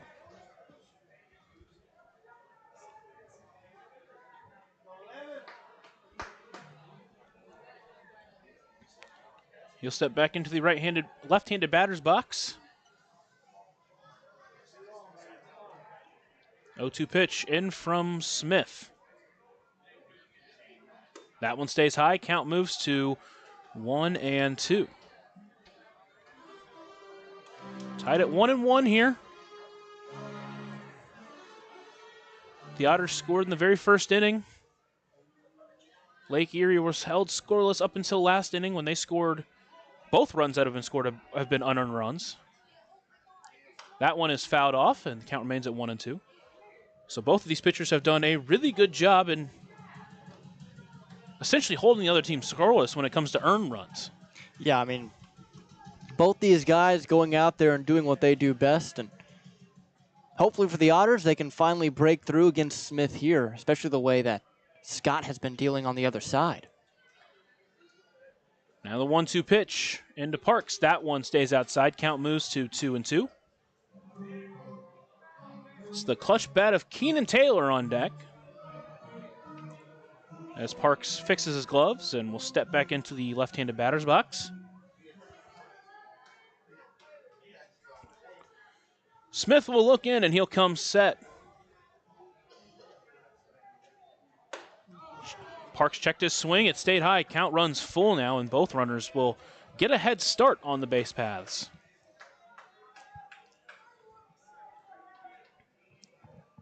Heavy shift by the infield. First baseman near the line. The second baseman a couple of feet in the grass. He'll step into the edge of the grass to be legal. Shortstop right next to the second base bag. 3-2 pitch in the dirt for ball 4. Another walk.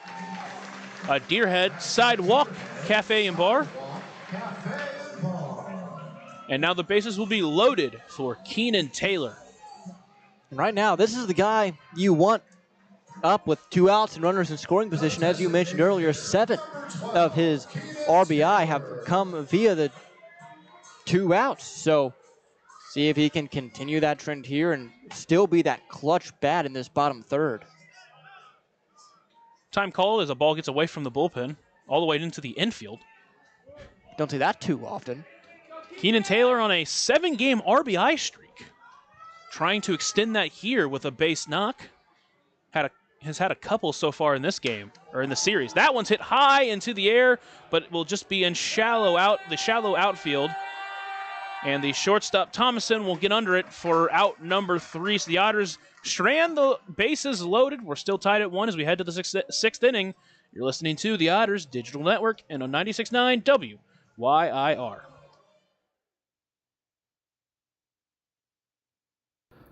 Ballet Indiana is made up of local ballet professionals, dedicated parents, and community members in order to provide unique and life-enriching experiences for hundreds of young dancers, while carrying out their mission to inspire a lifelong appreciation for dance for both our dancers and the Evansville community. More information on Ballet Indiana and information about their upcoming performances is available at balletindiana.org. Maintaining our independence becomes more and more vital as we age. Swerka and More can help you navigate this important journey by answering your questions and connecting you to free and unbiased community resources and support services. If you are seeking advice for yourself or a loved one, let Swerka be your first call. More information available at swerka.org or by calling 812-464-7800.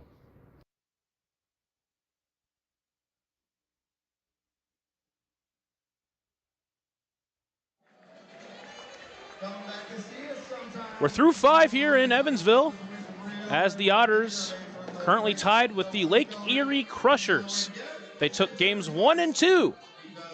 They took games 1 and 2 against Schaumburg as well. They dropped game 3. And now they are tied here through 5 with the Crushers. They look for their first sweep on the season.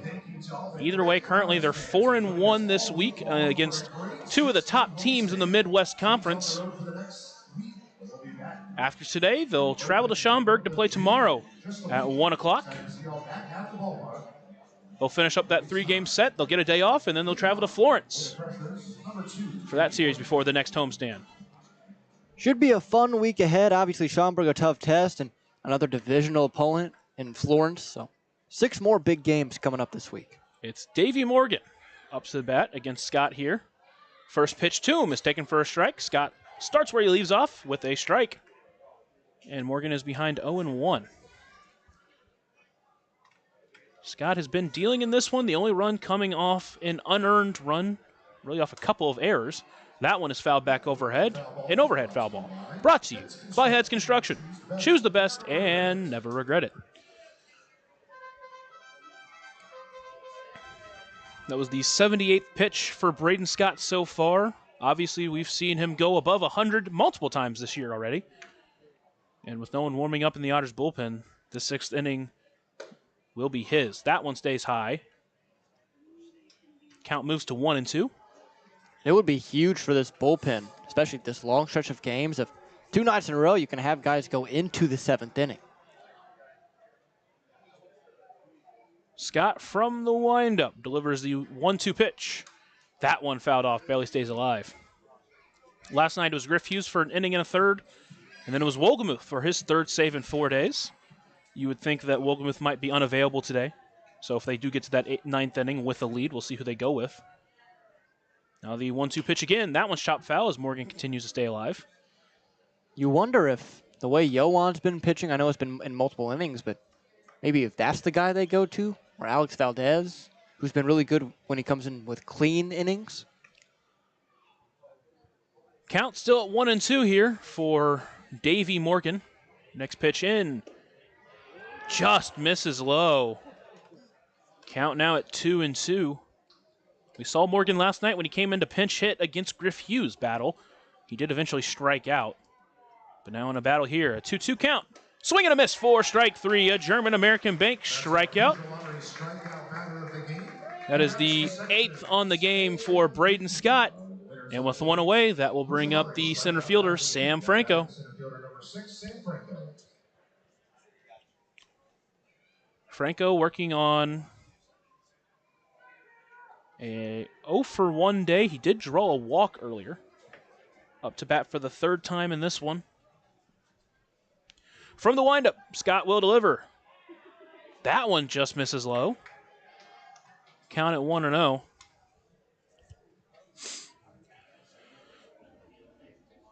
Franco came into this game 16 for 50 on the year. That one misses just outside. Maybe a little bit high. Count moves to 2-0.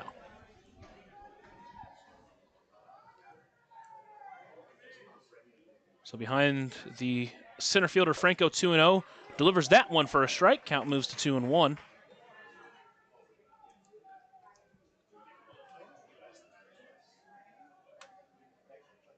Franco, the right-handed center fielder, awaits the 2-1 pitch. That one stays inside. Count moves to 3-1. Scott has been all around the strike zone, but just been nibbling it, hasn't been hitting it. 3-1 pitch into the 24-year-old. That one is lifted into right field. It's hooking towards the bullpen. It's going to land foul, and count will run full.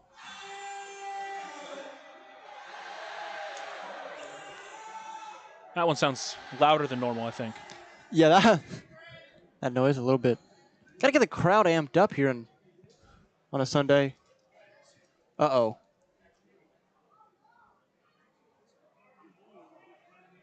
I believe that's JT Benson back there. Yeah. He was running over to get the ball, and now he's sitting on the warning track. He does get up now. The trainer is walking out there, as well as McCauley.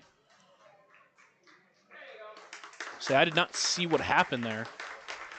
It's almost like he might have slipped. You know, it's hard to see. We saw that ball twist out of play, and then all of a sudden, LJ and the trainer and Andy all going out to right to see what's wrong with JT, but looks like he's going to exit this ball game. And it looks like McCauley's going to call for Ty Crittenberger to replace him. Pulled up the number 3. Crittenberger, the other outfielder that's off the bench, will run out there. So that's going to be it for JT Benson, who's been just so good for the Otters this week, really all year. Yeah, that one really, really hurts, especially defensively. He's given you so much, and the bat coming around as well. Already had a hit today, reached on a walk. Definitely not a guy you want to lose long term, and hopefully he's all right. I mean, he is walking off under his own power, so that is a good sign. As mentioned, Ty Crittenberger in to substitute for JT Benson. He'll play right field. It's a full count into Franco. Pitch from Scott. That one's lifted high into the air into left field. More into foul territory as that one will hook out of play. Count still remains full.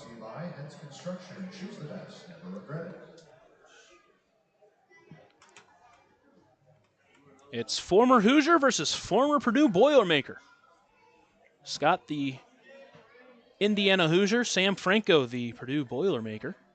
Now the payoff pitch. Swing and a miss for strike 3. His second German-American Bank strikeout of the inning. His 9th on the day. And with 2 away, that'll bring up Alfredo Gonzalez. The designated hitter number 7, Alfredo Gonzalez. Gonzalez 0 for 2 on the day with a strikeout.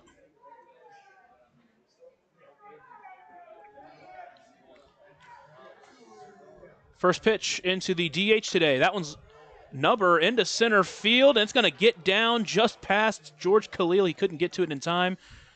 And a bloop base knock will extend the inning to the first baseman, Scout Knotts. That's one of 3 areas out in the field where it's really hard to make a play.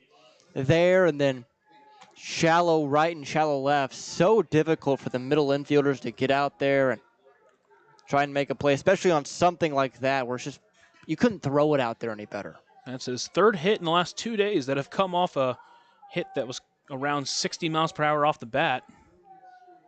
Now the first pitch into Knotts will stay low as he starts ahead of Scott 1-0. Tied 1-1 here in the top of the 6th inning. Braden Scott still on the mound. He's been dealing so far. That one is lifted high into the air, but that one's going to hook foul and count move to 1-1. Just 2 hits given up today. One of them just to Alfredo Gonzalez on a jam shot up the middle. The other one was to Logan Thomason. He would end up coming around to score, essentially on a couple of errors from the Otters defense. Now the 1-1 pitch into Knotts. That one stays outside. Count moves to 2-1.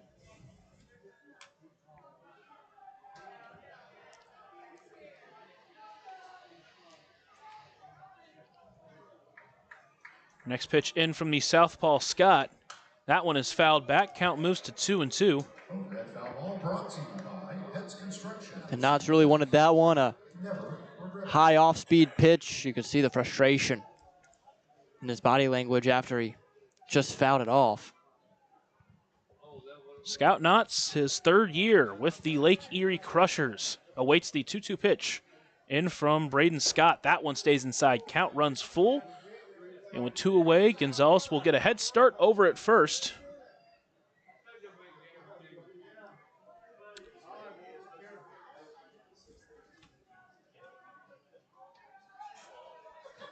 Payoff pitch into Knotts.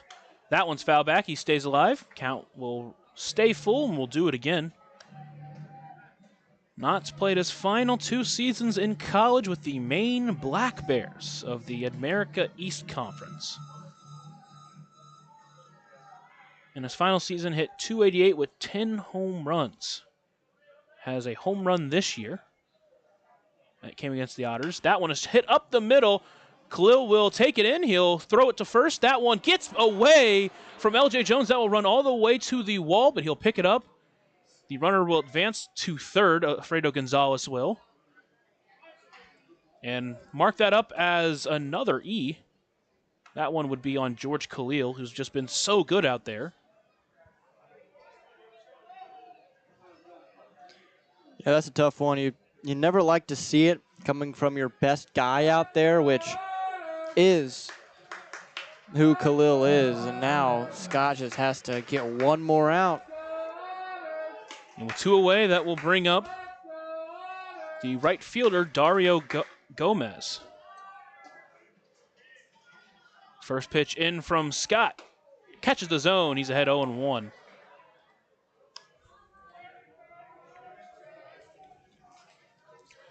Scott tries to work around the error from his defense.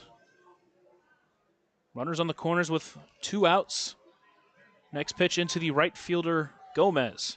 That one's lifted into the air. That one's going to fall just past the arm of Graham Brown. That's going to roll all the way to the warning track. He'll bring it in. They're going to wave that runner home. Throw in from Khalil to the plate. Not going to be in time. It's stopped by Felix. Runner's going to try to get to third. Throw over there wide, but he couldn't get the tag down. And so Gomez will get to third. 2 runs will score. The Otters will trail 3-1 now. Aggressive base running leads to a couple of runs, and it leads to their runner on third with 2 away for the shortstop, Logan Thomason. Just a tough break there. I mean, you have the third out on the batter before, and then the runner comes up, and the batter comes up and really delivers in a tough spot. Now Felix is going to come out and talk with Scott as 2 more runs will come across the score. Both of them will be unearned. There is action out in the Otters bullpen now as Max Peterson comes out to talk with them, and it's just a letdown from your defense now. 3 runs are going to come into score, all of them being unearned. Just feels like after a night where the defense played so well and made so many big plays, really the last couple of nights, some mistakes here on this matinee game. And it's one where, with the offense not being able to rally so far in this one, those 3 errors and those 2 runs here in this inning are just, they feel so big. Now the first pitch into Thomason will stay inside. Count moves to 1-0.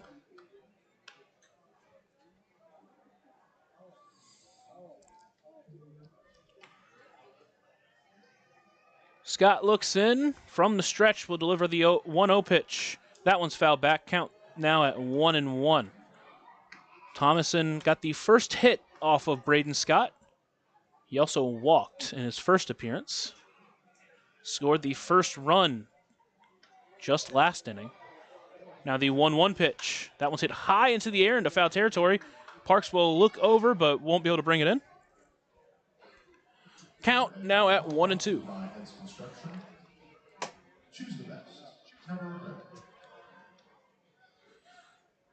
Scott ahead of Thomason 1-2 here. He got 2 quick outs in this inning before an Alfredo Gonzalez bloop shot into center, and then an error by Khalil led to the double from Dario Gomez. That one catches the zone for strike 3, a German-American bank strikeout. His 10th on the day, but the Crushers score 2 on an error from the Otters. They lead 3-1 as we head to the 6th inning. You're listening to the Otters Digital Network and on 96.9 WYIR.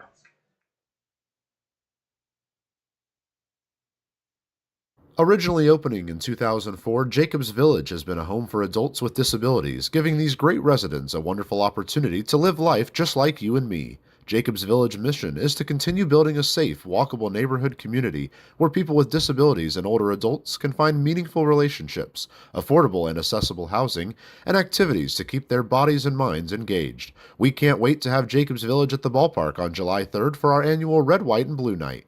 More information on this great community partner is available at jacobsvillage.org. For the last 5 years, the Evansville African American Museum and the Evansville Otters have partnered together to offer tickets at no cost for the whole family for the Juneteenth Negro Leagues Baseball Tribute. All are invited to celebrate Juneteenth with us on June 19th for the annual Salute to the Negro Leagues game. Pre-game activities start at 4:30 with first pitch scheduled for 5:05. For information on these tickets, fans can stop by the Evansville African American Museum at 579 Sandra Matthews Way in Evansville or any local Evansville-Vanderburgh Public Library.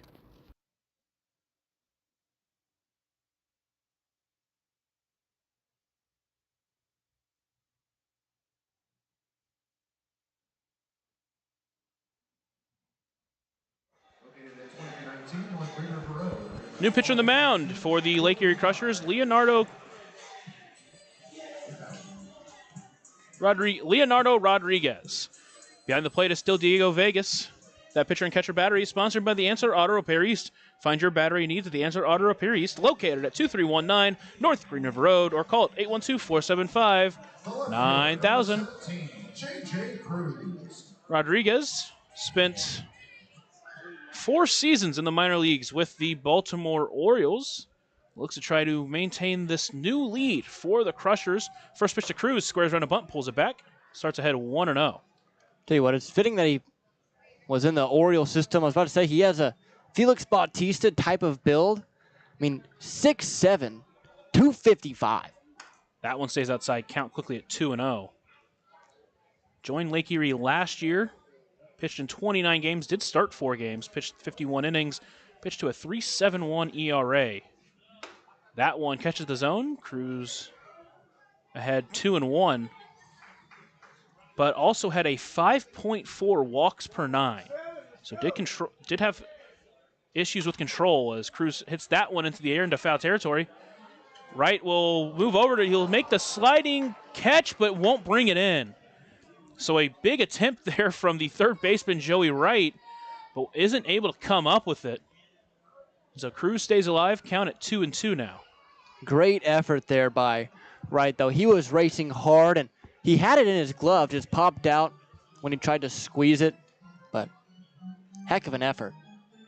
So far in this young season, Rodriguez has pitched to a 2.7 ERA in 6 2/3 innings, but he has walked 8. So again, issues with control. Now the 2-2 pitch into Cruz. That one's lifted into left center field. That's going to get down for a base hit. Hucksdorf will pick it up and throw it back in, but a leadoff base knock for the Otters, and they're in business here in the 6th inning. Needed that one. Cruz shooting that one the opposite way. Not as hard hit as some of the other hits we've seen, but sometimes that's all you need to do is just hit a blooper right where nobody is, and now the Otters with a chance to hopefully break through for at least one. It feels like J.J. Cruz has really been heating up when he's been on the field. First pitch to Felix. He's going to square around a bunt right back to the pitcher, Rodriguez. He'll throw to second. It's going to be wide, but still brought in by the shortstop, Thomason, with his foot on the bag. So Thomason picks up his pitcher, avoiding an error. McCauley's going to go out to talk with him. Obviously, the fans here at Bosse Field are upset. Looked to me like his foot was still in the bag. We'll take a look at it here. It was close in real time. I mean, with how far off that throw was, man, it's tough to tell. It's just tough to tell. It's just impressive that Thomason was able to make the catch on it. Nonetheless, keep his foot on the bag. It's tough to tell if he got that second foot there, or maybe even if Cruz had beaten him. But it was ruled out by the third base umpire today, Anthony Atkinson. And with one away, Justin Felix will be on first. It will lead to George Khalil.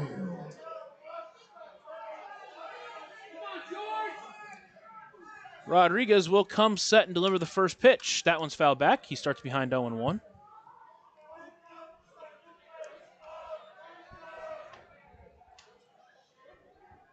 So the Otters almost end up with a break, but like I said, the great reach there by Logan Thomason keeps that ball from getting into the outfield. Khalil takes that one on the inside part of the plate, and he starts behind 0-2 now. It's a tough take for that one to be a strike anyway. You'll have to battle here to try to stay alive. Justin Felix at first. One away here. Khalil punches that one towards second. He'll throw to shortstop for one, over to first in time for an inning double play. So the Otters get a leadoff hit, but don't do anything with it. They still trail 3-1 as we head to the 7th inning. You're listening to the Otters Digital Network and on 96.9 WYIR.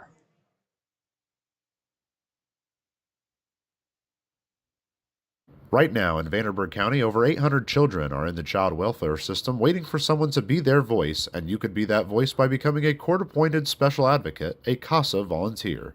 Donating just a few hours a month of your time can change a child's life forever. Vanderburgh County CASA invites you to join them. Stand up, speak out, be for the child, be a CASA.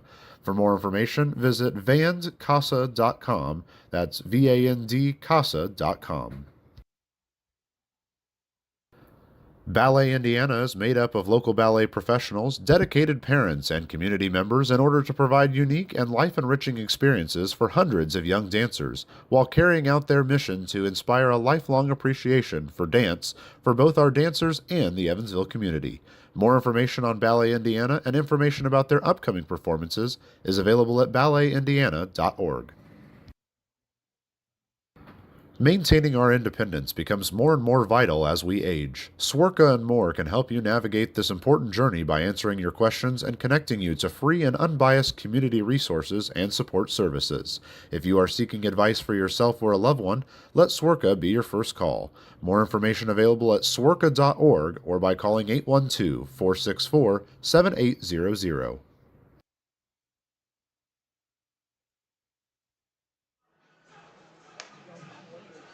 New pitcher on the bump here in the top half of the seventh. It'll be Yohan Gonzalez. He's been a multiple inning guy so far this year, and he looks to come in here and do really what he has done his past couple appearances, and that's come into the ball game and shove.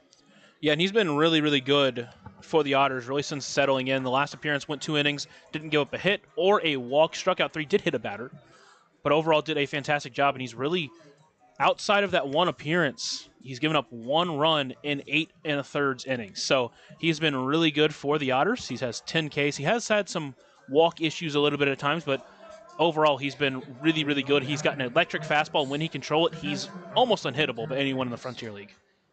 You will face 7, 8, and 9, Derek Vegas, Joey Wright, and Kyle Huckstorf here in this top half of 7. Otters really need Yohan to come in here and just shut down this Crushers offense. They're down 2, 3-1, the pitch. Swung on, line drive, base hit over the head of George Khalil into left center field. Cruz will cut it off and throw it in. It's going to be a leadoff single for Derek Vegas. First pitch chasing. Rocketed that one into left center field. So now Joey Wright. Ladies and gentlemen, your attention please. Pinch hitting for Lake Erie. And remind, we will have a pinch hitter. So it'll be number 18, Zach Campbell, in for Joey Wright.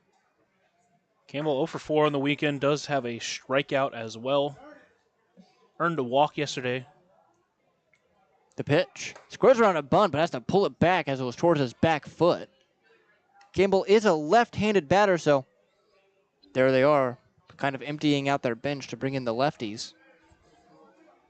Looks like there's a pinch hitter on deck as well. I believe it's Burl Dixon waiting in the wings. The 1-0 is bunted right back to Yohan. He goes to second. There's one. No play to first. So just like that, 2 supposed to be sack bunts right back to the pitcher, just a free out. Yeah, and really it's the way of baseball for some of these old school managers, but a lot of times you won't see these new age baseball team bunt because it's just giving away free outs. And then in a case like this, you just essentially give a free out and now still a runner on first. And that one was a bad bunt right back to Yohan. Good job by Yohan to take time and make sure that throw is to second, and Khalil making sure he brings it in. We saw Rodriguez last inning throw one wide that was barely saved by his shortstop. So it will be Burl Dixon as manager Jared Lemieux tries to take advantage of some matchups. First pitch to Dixon is swung on and fouled right back, 0-1. Yeah, Dixon's gone 2 for 10 this weekend, 4 strikeouts, went 0 for 5 in the first game, got a couple of hits yesterday, including a double. But the Otters have done a relatively good job against the left-handed hitting Dixon. So no balls, 1 strike. Here it is from Yohan. Outside, 1-1. Dixon stands in with a open stance, not as wide open as we've seen some players, especially in when we played Schaumburg. But it is open. The pitch. Outside, 2-1. That one left way to the arm side. Same with the pitch before on the fastball.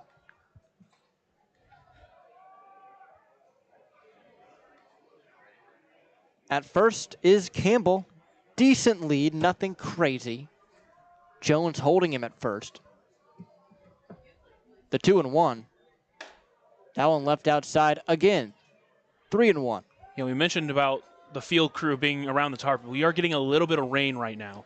So we've seen potentially that play some causes on these balls not going straight, some of these wide throws. 3-1 pitch.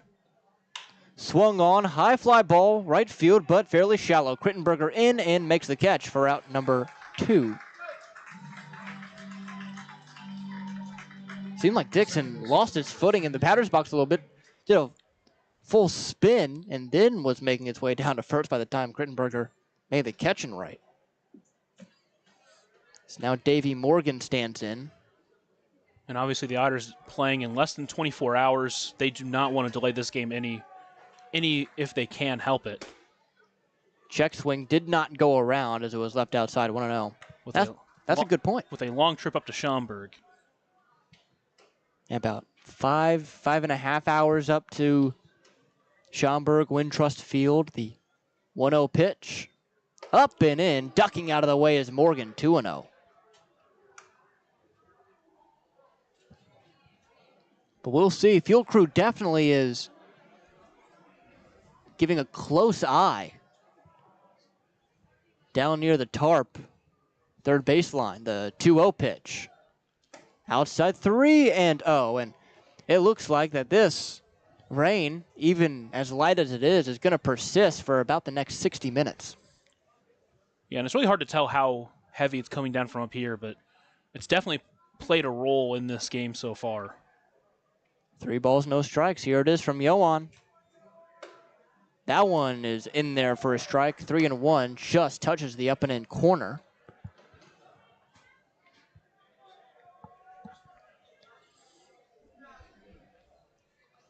The pitch. Runner goes, fouled back, 3-2.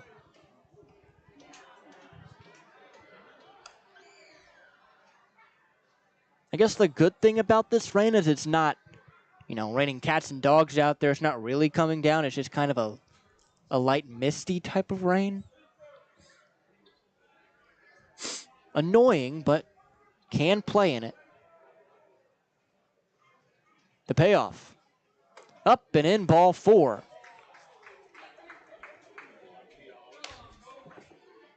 So the runner in Campbell will advance to second. The center fielder, number 6, Sam Franco. And it brings up Sam Franco. The call will have to be made by the umpires and mainly by Max Langley behind the plate if they were to delay this game.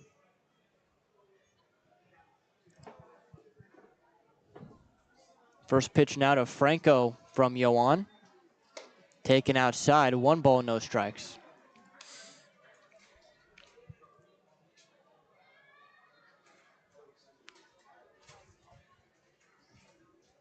Wind now, breeze now blowing straight in from center. The 1-0. Swung on, line drive, right field. Back on it, Crittenberger makes the catch for out number 3. So Yohan works through the rain and some control issues. Strands 2. We go to the bottom of the 7th as it's time to stretch on the Otters Digital Network and 96.9 WYIR. Originally opening in 2004, Jacobs Village has been a home for adults with disabilities, giving these great residents a wonderful opportunity to live life just like you and me. Jacobs Village mission is to continue building a safe, walkable neighborhood community where people with disabilities and older adults can find meaningful relationships, affordable and accessible housing, and activities to keep their bodies and minds engaged. We can't wait to have Jacobs Village at the ballpark on July 3rd for our annual Red, White, and Blue Night. More information on this great community partner is available at jacobsvillage.org. For the last 5 years, the Evansville African American Museum and the Evansville Otters have partnered together to offer tickets at no cost for the whole family for the Juneteenth Negro Leagues Baseball Tribute. All are invited to celebrate Juneteenth with us on June 19th for the annual Salute to the Negro Leagues game. Pre-game activities start at 4:30 with first pitch scheduled for 5:05. For information on these tickets, fans can stop by the Evansville African American Museum at 579 Sandra Matthews Way in Evansville or any local Evansville-Vanderburgh Public Library. So Leonardo Rodriguez out for a second inning of work. A big, looming presence on the mound is the 6'7" right-hander. He will face the top of the order in Graham Brown, Alay Camus, and L.J. Jones. Hopefully, A rally can begin here at the bottom of the 7th. 3-1 Lake Erie in front. As Graham Brown is to stand in. Edward Jones, leadoff batter of the game, was thrust into that leadoff spot yesterday for the first time and stays in that slot here this afternoon. Awaits the first pitch from Rodriguez.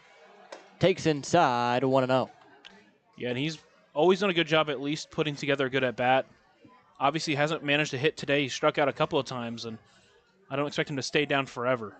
1-0. Outside as well. 2 balls, no strikes.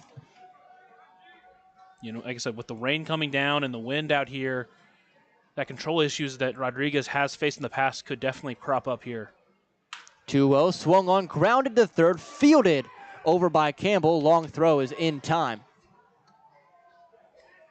So Campbell now at third. Dixon is in left. So a couple of defensive changes as Alay Camus stands in.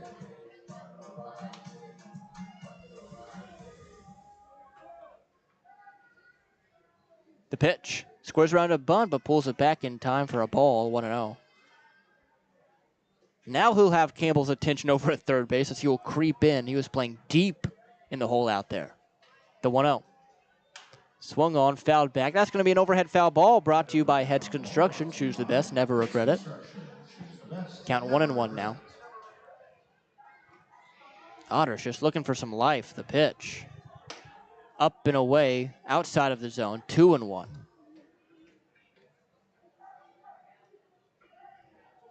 Rodriguez steps back, kicks, fires.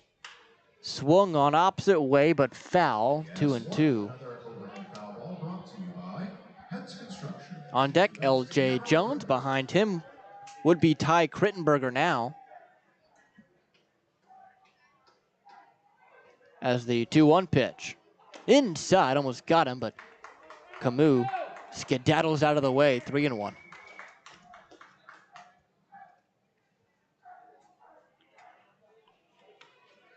Here it is. Swung on, chopped on the ground to short. Charging in, Thomas and Fields throws in time for out number 2. Now L.J. Jones will get a chance. 1 for 3. Has hit the ball hard twice. He has a double, a fly out, and a pop out. Otters desperately searching for some offense. They've out-hit Lake Erie 6-5 as the first pitch to Jones is taken inside 1-0. But they have 3 errors to Lake Erie's just 1. The 1-0 pitch. Outside, 2-0. This is now the second game this year in which the Otters with 3 or more errors. 2-0. Swung on, chopped on the ground to short again. Thomason on the backhand. Fields throws 3 away. So Rodriguez comes in, tosses 2 innings, and the second goes 1, 2, and 3. We now go to the top half of 8. Lake Erie in front, 3-1. You're listening on 96.9 WYIR and the Otters Digital Network. Right now in Vanderburgh County, over 800 children are in the child welfare system waiting for someone to be their voice, and you could be that voice by becoming a court-appointed special advocate, a CASA volunteer. Donating just a few hours a month of your time can change a child's life forever. Vanderburgh County CASA invites you to join them. Stand up, speak out, be for the child, be a CASA. For more information, visit vandcasa.com. That's VAND-CASA.com. Ballet Indiana is made up of local ballet professionals, dedicated parents, and community members in order to provide unique and life-enriching experiences for hundreds of young dancers, while carrying out their mission to inspire a lifelong appreciation for dance for both our dancers and the Evansville community. More information on Ballet Indiana and information about their upcoming performances is available at balletindiana.org. So it'll be Alex Valdez to come in. Just 1 inning of work for Yohan Gonzalez. Went 1 inning, surrendered a hit, did not give up a run, walked 1, did not strike out a batter. But Alex Valdez being called upon here in the 8th inning. He's been good so far this year. We'll see how he does here in this one. Yeah, in his last appearance, came in against Schaumburg in extra innings. There were 2 outs in that top of the 10th inning. That international tiebreaker runner on second and had the batter he was facing to 2 strikes, and then a bloop base hit into right field kind of set everything off. Ended up giving up a couple of hits, 3 total earned runs, walked a couple, and did end up finishing that inning, but it did tank his current ERA. But really outside of that, he has been excellent for the Otters. It'll be Alfredo Gonzalez, who is 1 for 3 tonight, or today. Not tonight. Sun's still out.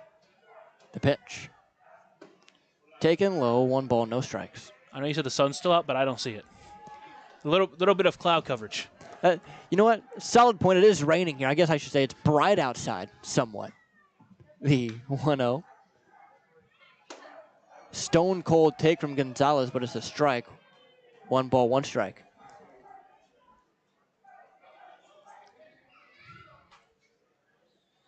It's the 1-1 now from Valdez.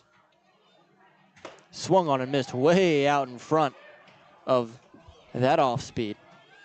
So 1-2.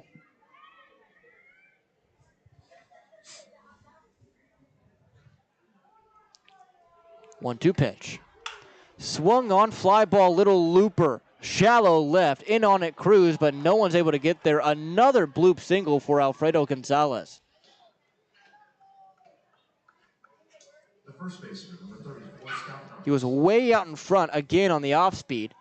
Just flicked the bat out there, and the strength of the wrist was able to somehow get it to fall in no man's land. Brings up Scout Knotts. And the first pitch to him is outside. 1-0.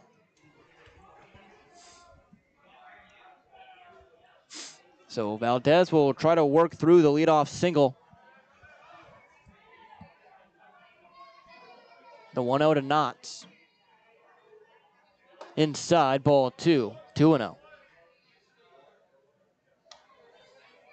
Rain still continuing to fall here in Evansville, Indiana. Time called as a ball gets away from the Crushers bullpen. Again. We've seen a lot of those from the visiting side this week, it feels like. Valdez takes a look over at Gonzalez and the 2-0 pitch. Way out in front of that one, foul tipped it off the mitt of Felix, and it's 2-1.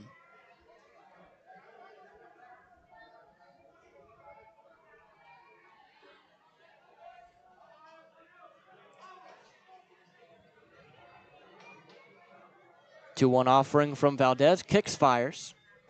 That one finds the zone. 2-2. And a couple of off-speed pitches are the ones he went to find the zone. So you wonder if it's doesn't really have the feel on the fastball in this one, or just the way he felt this at bat was going. Here is the 2-2. Cold strike, 3 at the knees. Alex Valdez, his first German-American Bank strikeout. He'll bring up Dario Gomez. And that was a 3rd straight off-speed pitch. Just found the bottom part of the zone as well. Gomez today is 1 for 3, but that one hit a big one. The 2 RBI double in the 6th. First pitch to him. It's taken. Man, that off-speed seems to have some life on it today. 0-1 the count. So no balls, 1 strike, 1 out. Valdez sets and now fires. Out in front, swung on and missed, 0-2. He's done the same pitch now 5 straight times.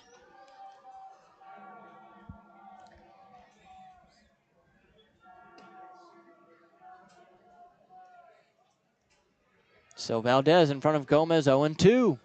Here it is. Runner goes inside for a ball. Throw down will not be in time as the... No, it is in time!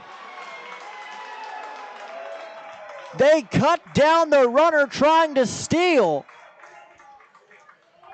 Oh my goodness. Just gifted for the Otters right there.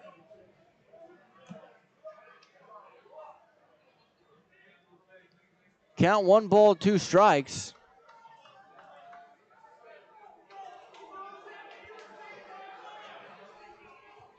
Here it is from Valdez. Swung on and missed, strike 3. So the Otters somehow get out of it without the Crushers stranding a runner. We go to the bottom of the 8th, 3-1 Lake Erie on 96.9 WYIR and the Otters Digital Network. Maintaining our independence becomes more and more vital as we age. Swerka and more can help you navigate this important journey by answering your questions and connecting you to free and unbiased community resources and support services. If you are seeking advice for yourself or a loved one, let Swerka be your first call. More information available at swerka.org or by calling 812-464-7800.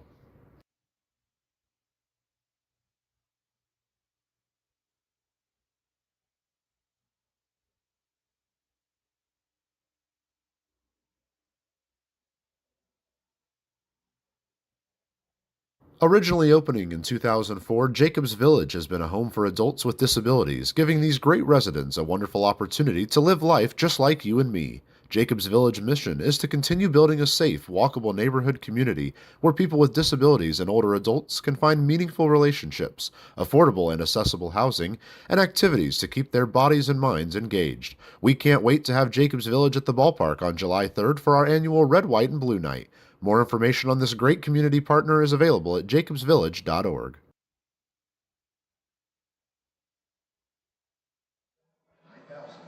It'll be Dion Reynoso in to pitch for the Crushers.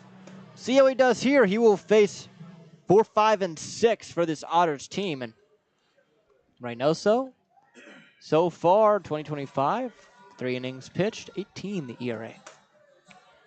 Yeah, and he's a guy that spent the first part of his career also as a position player. Seen that with a couple of the guys here in the Frontier League.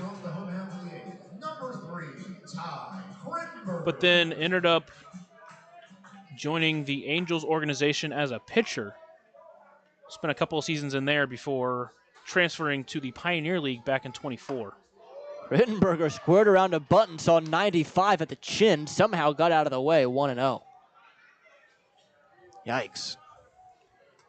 And this guy, he mentioned 3 innings, he's given up 6 runs. He's walked 6 and struck out 4. 1-0. Low, 2-0. So another guy that could have some control issues here in their bullpen. Kind of see that a lot here in this league with the guys who reach the mid to high 90s. There's the 2-0 offering. Swung on, jam shot, base hit center field. So Ty Crittenberger, in his first at-bat, leads off and turns around 94 up the gut. Yeah, and he still has a fairly good stat line, but obviously he had a rough game on Friday.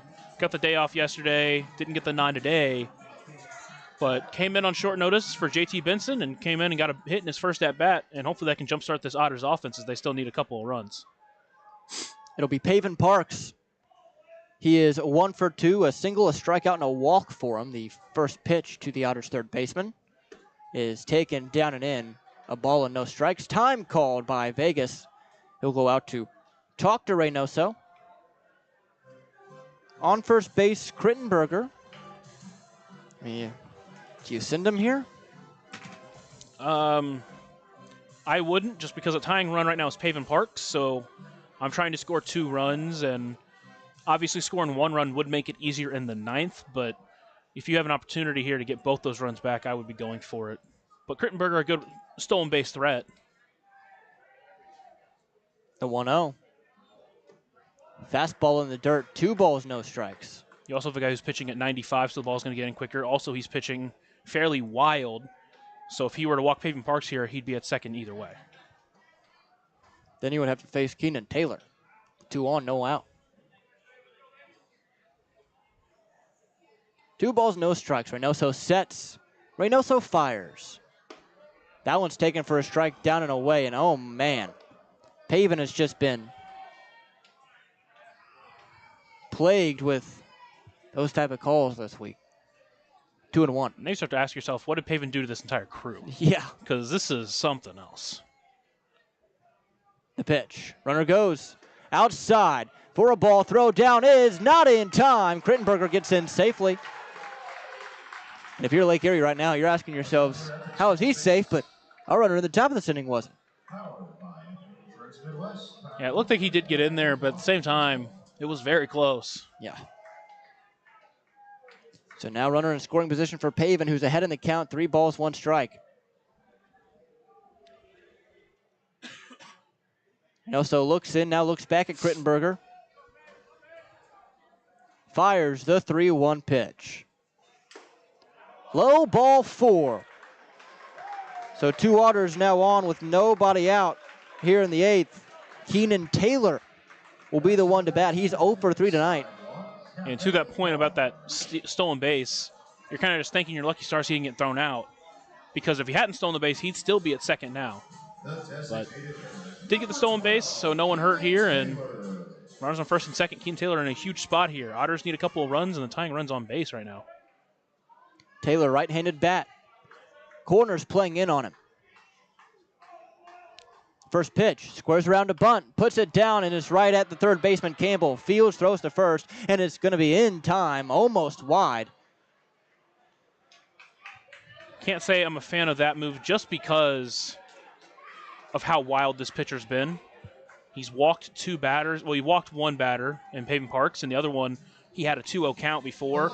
I would have trusted Taylor there, but tying run is in scoring position. J.J. Cruz has been hot today, so let's hope it works out here for the Otters. Cruz, a single and a double. First pitch to him is just outside 1-0. You'll see a lot of times when pitchers are inaccurate, they won't get the benefit of the doubt on the calls on the corners, which is also why it's so shocking that one pitch got called a strike on Pavin Parks, but either way. The 1-0. Swung on and missed, 1-1. On deck is Justin Felix.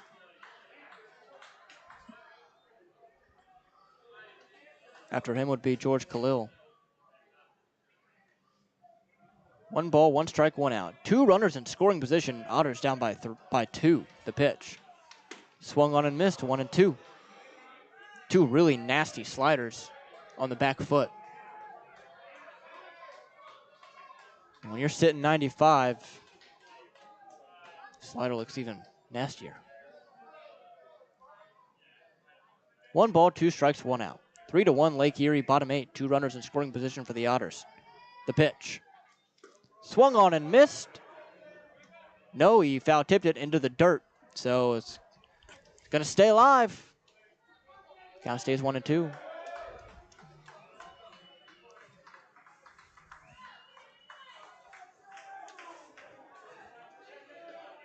Reynoso looks in. Sets. Now fires. Swung on, fouled off of Cruz's own foot. Nice battle here. And he's really gone away from the fastball right now, clearly not having a feel for it, but he's been able to fool J.J. Cruz on these off-speed pitches. Cruz doing a good job just to stay alive on those last couple.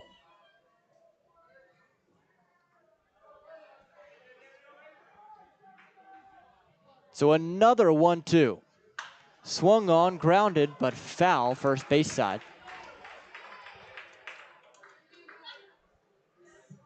So Cruz just putting his head down, fouling off anything he can at this point, staying alive. Have another 1-2 delivery from Reynoso. He sets, fires into Cruz. Swung on, another foul ball. What a battle. And every pitch since the count was 1-0 has been off speed. Not a single fastball. And you just wonder how many times he can get away with throwing that same pitch before Cruz makes him pay.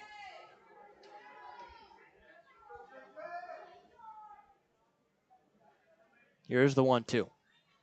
Swung on and missed. Strike three. 96 blew it by him.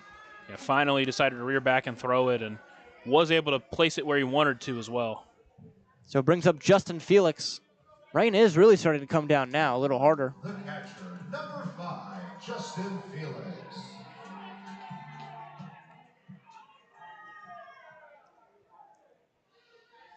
See if Felix can come through.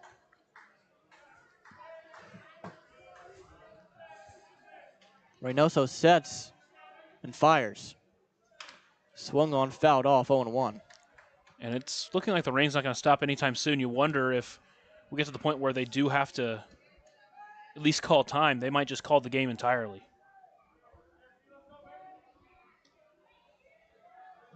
So 0-1 the count, 2 outs. Here it is. Swung on, fouled back. That overhead foul ball brought to you by Heads Construction. Choose the best, never regret it. Heads Construction, choose the best. Never regret it. So 0-2 now to Felix. Now you wonder if he's going to throw that off-speed pitch again after 2 straight fastballs inside to Felix.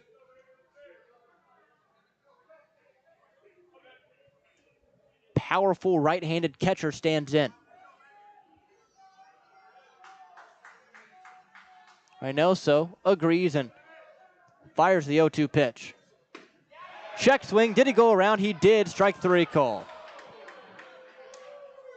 So the Otters get 2 in scoring position with less than 2 outs, but can't come through. We go to the 9th. 3-1 Lake Erie in front on 96.9 WIR and the Otters Digital Network.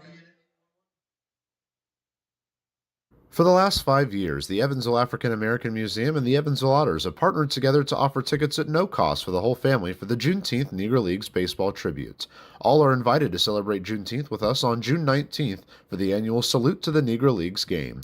Pre-game activities start at 4:30 with first pitch scheduled for 5:05. For information on these tickets, fans can stop by the Evansville African American Museum at 579 Sandra Matthews Way in Evansville or any local Evansville Vanderburgh Public Library. Right now in Vanderburgh County, over 800 children are in the child welfare system waiting for someone to be their voice, and you could be that voice by becoming a court-appointed special advocate, a CASA volunteer. Donating just a few hours a month of your time can change a child's life forever. Vanderburgh County CASA invites you to join them. Stand up, speak out, be for the child, be a CASA. For more information, visit vandcasa.com. That's VAND-CASA.com. Top of the 9th now. Alex Valdez in for his 2nd inning of work. He looks to come in and keep the score exactly where it is at 3-1 for the bottom of the 9th. He will face Thomason, Vegas, and Campbell. We'll see how he does. Otters stranding 2 runners in scoring position in the bottom half of the 8th. Number 26. Yeah, and that really felt like the opportunity to break through. And the way we've seen this team been playing this week, that would be a situation where they would have come through, but not able to there. And now you're going to have to keep the score where it's at and be able to come through in the 9th. So it'll be Logan Thomason in the first pitch to him.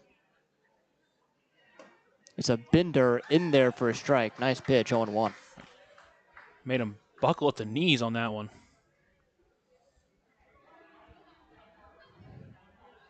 0-1 offering.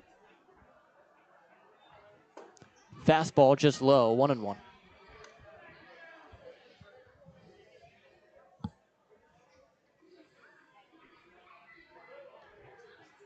One ball, 1 strike, no outs, the pitch. Outside, 2-1. Otters trying to win their 3rd straight and sweep Lake Erie, but they have to score 2 in the bottom of the 9th to tie, 3 to win. 2-1. Thought about it, didn't go around, 3-1 now. Tomorrow, 1 o'clock start on Memorial Day in Schaumburg. Will be a phenomenal crowd up in Chicago. The 3-1 pitch. Swung on, bounce on the ground to Khalil, backhand, throw to first, in time. 1 away.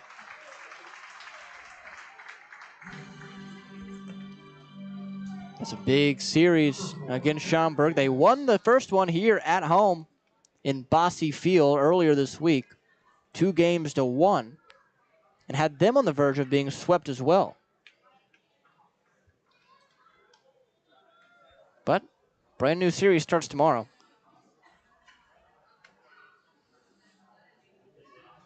And now the first pitch to Derek Vegas, the right-handed catcher, is swung on and missed, 0-1. Around the league, Ottawa and New York now final, 5-2 that score. Quebec, as mentioned, beat Tri-City in the first of their doubleheader, 4-3 in an hour and 27 minutes, the 0-1. Swung on high, pop-up on the infield. Parks comes in on it, calls everyone off, makes a catch, and slides on to one knee. 2 away. Yeah, and a great job by Parks there to come in and get it right next to where Felix was at. He just didn't get a visual on it, and you wonder how much the rain is playing in on that when you're looking directly up. But Parks did a good job bringing it in and a big out number 2. Three Rivers over Brockton in their first of 2, 8-6. Right now, Windy City over Joliet, 2-1. The pitch to Campbell is just outside and maybe a little high, 1-0. Campbell today is 0 for 1. He grounded into a fielder's choice in his first at-bat in the 7th inning. The 1-0 pitch in there for a strike, 1-1. Mississippi trails down east, 8-2 in the bottom of the 8th at Granger Stadium in North Carolina. The 1-1. Inside, 2-1. Florence and Washington not getting set until 5:35 tonight. Big divisional matchup for both of these teams, especially if the Otters lose. They don't want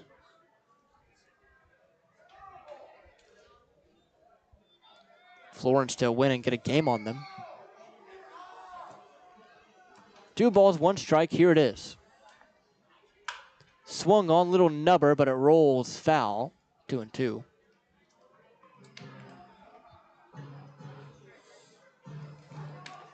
So count even at 2 balls, 2 strikes, 2 outs here in the top of the 9th. 3-1 Lake Erie in front. Here it is. Swung on, line drive center field. Back on it is Brown, ranging towards left center, and he makes the catch for out number 3. So a 1-2-3 9th inning for Alex Valdez, who has looked good. We go to the bottom of the 9th. Evansville needs 2 to tie, 3 to win. Here on 96.9 WIIR and the Otters Digital Network. Ballet Indiana is made up of local ballet professionals, dedicated parents, and community members in order to provide unique and life-enriching experiences for hundreds of young dancers, while carrying out their mission to inspire a lifelong appreciation for dance for both our dancers and the Evansville community. More information on Ballet Indiana and information about their upcoming performances is available at balletindiana.org.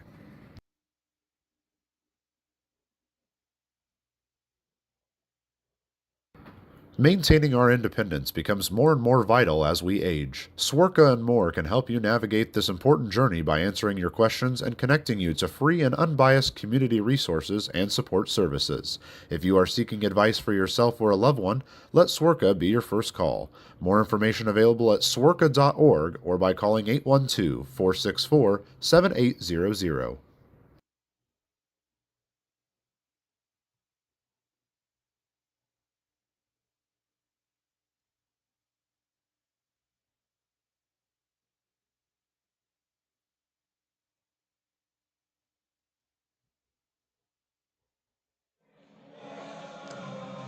So it's closing time for Lake Erie. Michael Brewer stands in.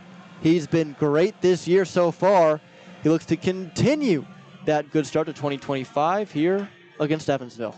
Yeah, and this is just another guy that started as a position player in college, then transitioned to being a pitcher, pitched for the Blue Jays organization for a year, and then last year played for Kane County and the American Association, and joined Lake Erie this year.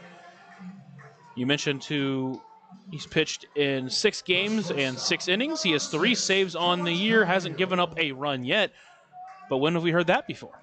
With Mitch White and Schaumburg. And now it's George Khalil who got the rally started in the 7th inning last night. He takes outside for ball one. Hopefully, we get another Schaumburg-like finish. And I will say, this is another guy that has had plenty of control issues as well. 1-0 is inside, 2 balls, no strikes. And again, with the rain, you never know. Now, the 2-0 pitch to George Khalil. Taking all the way. That one also misses inside. Oh boy, was Brewer not happy with that one. 3-0 now. George Khalil should be taking all the way here. The 3-0 pitch. Ball 4 outside. 4-pitch walk to begin it. Michael Brewer's hot. And that's how you start a comeback right now. Is you get a leadoff walk, and now you pass the torch to your hottest hitter. Obviously, hasn't come through yet, but he's been extremely tough to hold down the entire game. And now this is a big moment as he's the tying run. 3 homers on the year for him. 7 doubles. Extra base threat. First pitch to Brown. That one's taken low, 1-0. That's 5 straight balls to start his appearance out here for Brewer. Last year with Kane County, he pitched in 47 1/3 innings, had a 5.7 walks per 9 rate. 1-0 pitch.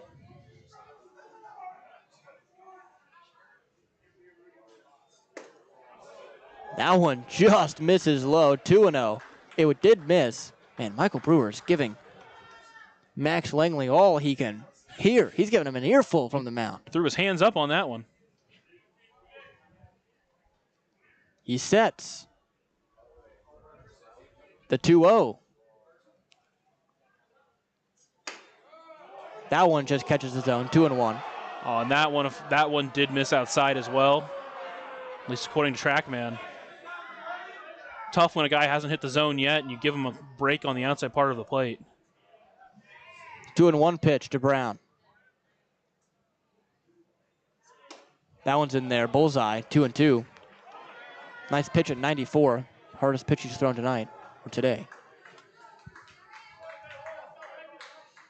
So all of a sudden, Brown with 2 strikes on him. 2 balls, 2 strikes, no outs. Runner on first is Khalil.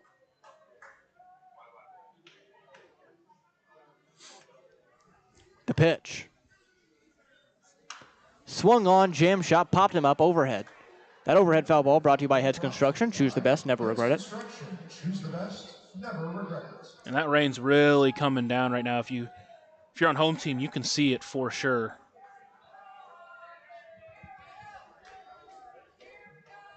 Both teams trying to push through. The 2-2 pitch from Michael Brewer. Outside, ball 3, full count.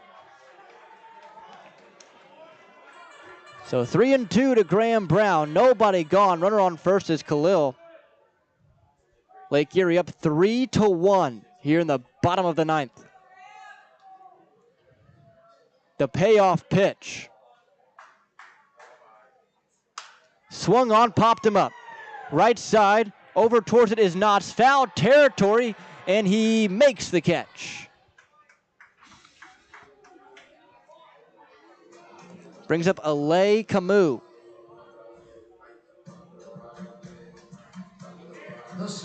Long at bat there from Graham Brown. Camus able to see a lot of pitches from the on-deck circle. Camus is 1 for 4. He has reached on an error, a single back in the 5th. He's also flown out and grounded out.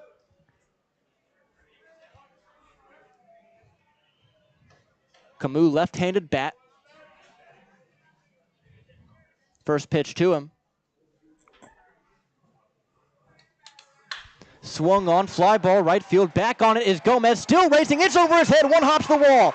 Rounding second, heading for third is Khalil. He's going to stay there. A one-out double for Alay Camus. Both runners now in scoring position. A huge Deerhead double-decker double brings up L.J. Jones. We talked about how Camus loves to attack that first pitch. A hanging off-speed left center cut. Got in on it. His second double of the weekend rather. And now you got LJ Jones to the plate with the tying run in scoring position. Don't need to say it, but LJ Jones does represent the go-ahead run.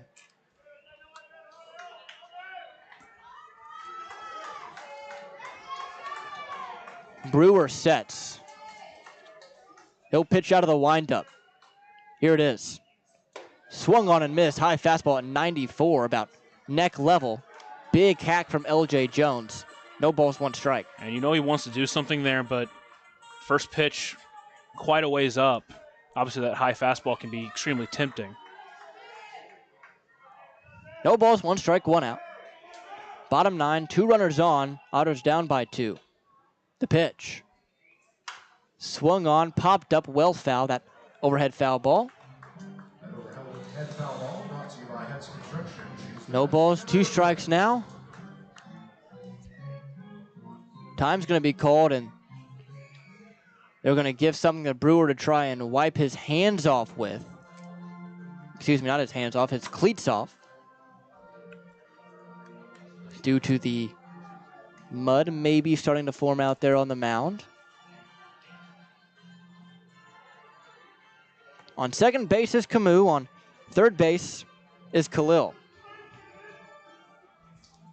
LJ Jones down in the count. No balls, 2 strikes. He's seen 2 fastballs above the zone.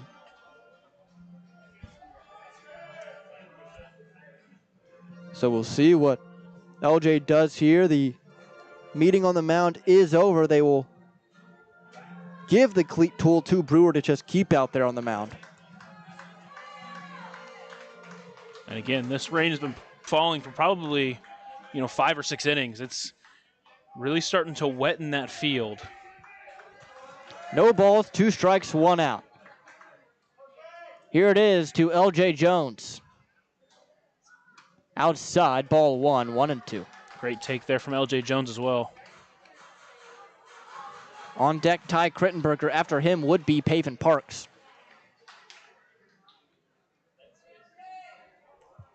The 1-2. Swung on, line drive right field. Over towards it is Gomez. He is going to leap and make the catch. The run in Khalil does come in to score. So a sac fly on the opposite field line drive from LJ Jones. What a catch by Gomez. He went over and had to get it. 96 off the bat for LJ Jones, and a leap to it. It's the second time he's been tested. The first time he went over his head, that time he was able to make the play. A huge at number 2. Dario Gomez has just been the clutch player of the night so far for the Crushers. Brings up Ty Crittenberger. He singled in his first at-bat last inning in the 8th. The first pitch to him. Swung on, line drive, base hit center field. They're going to send Camus. Cutting it off is Franco. The throw in is going to be cut off by the first baseman. Knots tie, ball game.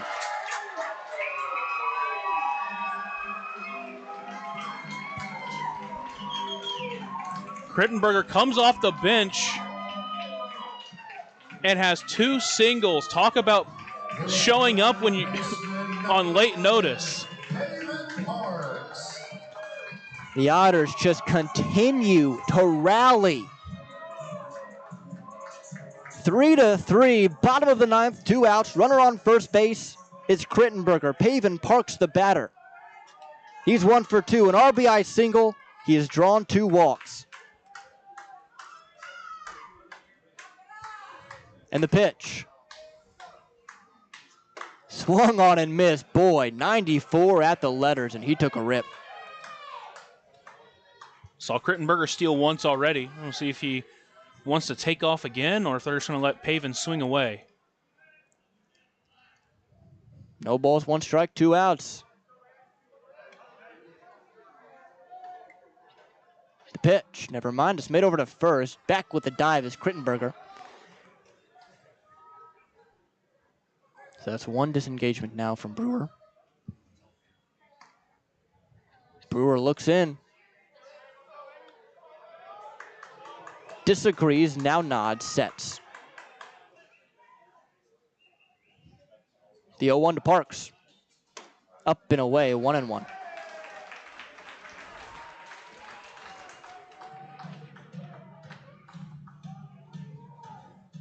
There's action in both pins. As time is called again, and going to give something, catcher Vegas gave something to Jared Lemieux in the dugout, but now we're ready. Count 1 ball, 1 strike, 2 outs. Rain pouring down here in Evansville. Krittenberger on first. The pitch to Parks. Up and away, 2-1.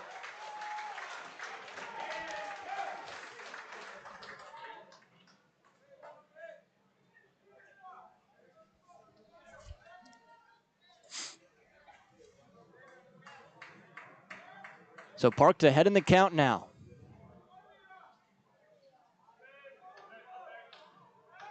Here it is.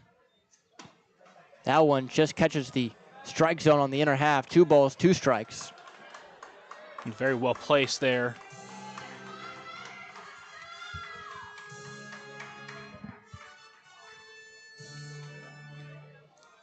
Two balls, 2 strikes, 2 outs. Tie ball game. The Otters already have scored 2 in the inning. Pickoff move, not in time. That is the second disengagement for Brewer.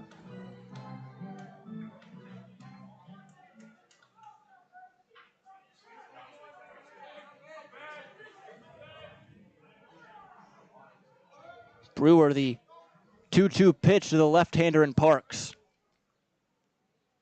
Fires. Up high for a ball, and the winning run now at second base with a Ty Krittenberger steal. And Vegas just couldn't control that pitch. It was kind of put perfectly for him to have a chance to throw down to second, but just couldn't handle it, and it's another stolen base for Krittenberger. So we'll have a payoff. 3 balls, 2 strikes, 2 outs. Bottom of the 9th, tied at 3, winning run in scoring position at second base. The pitch. Swung on and missed, strike 3. Brewer blew it by him on the high fastball, but the Otters score 2 and force extras. We go to the 10th, all knotted up at 3 on 96.9 WIIR and the Otters Digital Network.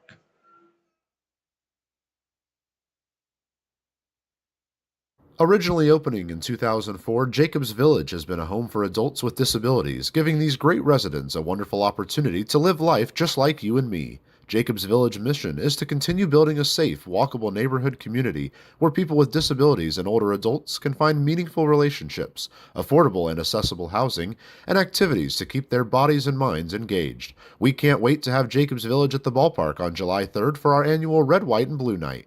More information on this great community partner is available at jacobsvillage.org.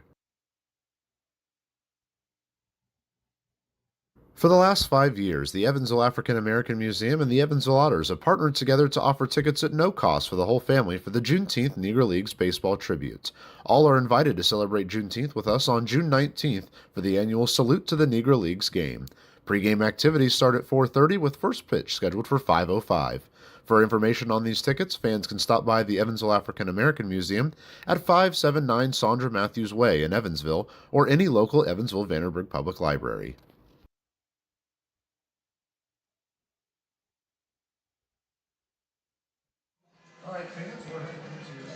So it'll be Nick McAuliffe. Rain has been coming down for a while. Our head groundkeeper out to try and fix some things. The mound is what they're working on right now out. Nick McAuliffe is in the ball game. He's been good so far. Yeah, he's pitched an inning and a third in his 2 appearances. He hasn't given up a run yet. He's only given up 1 hit. He's walked 1 and struck out 1. He also earned his first career win in his last appearance. He stranded a runner on. He came in with a runner on third, stranded them there, and helped him get his first win. This grounds crew doing everything they possibly can to get this one finished, especially now with it being a tie ball game going into extra innings. So the focus right now is on the mound. You can tell, man, it is coming down. Right now here in Evansville, it's been a persistent heavy mist. It hasn't been just pouring for 5 innings, which is why we're still playing. But it has persistently missed it, I guess, for about an hour and a half, maybe 2 at this point.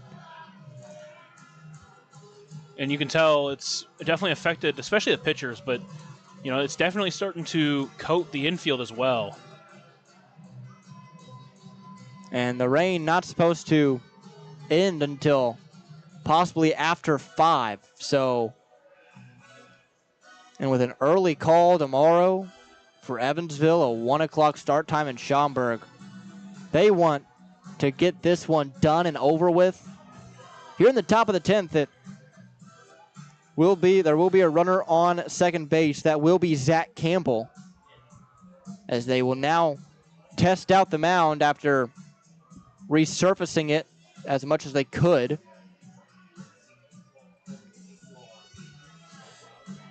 And McAuliffe with the pitch leaves it outside and immediately looks back at the mound. He's trying to secure himself a landing spot. And now not only working on the mound, the grounds crew going to work on the infield as well.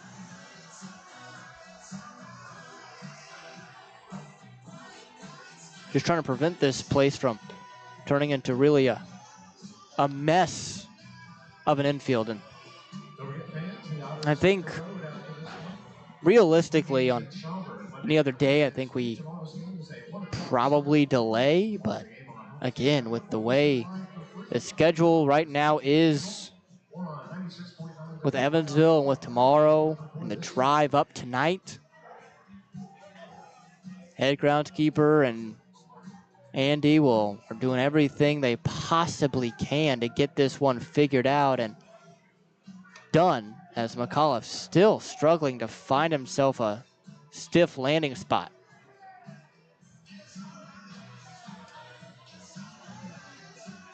The continuous work out there. We'll see what happens here. If they do call it with the tie, the game will be suspended until these two teams play next. So, again, the rain's not supposed to stop for a while. Even if you put the tarp on at this point, essentially the damage has been done.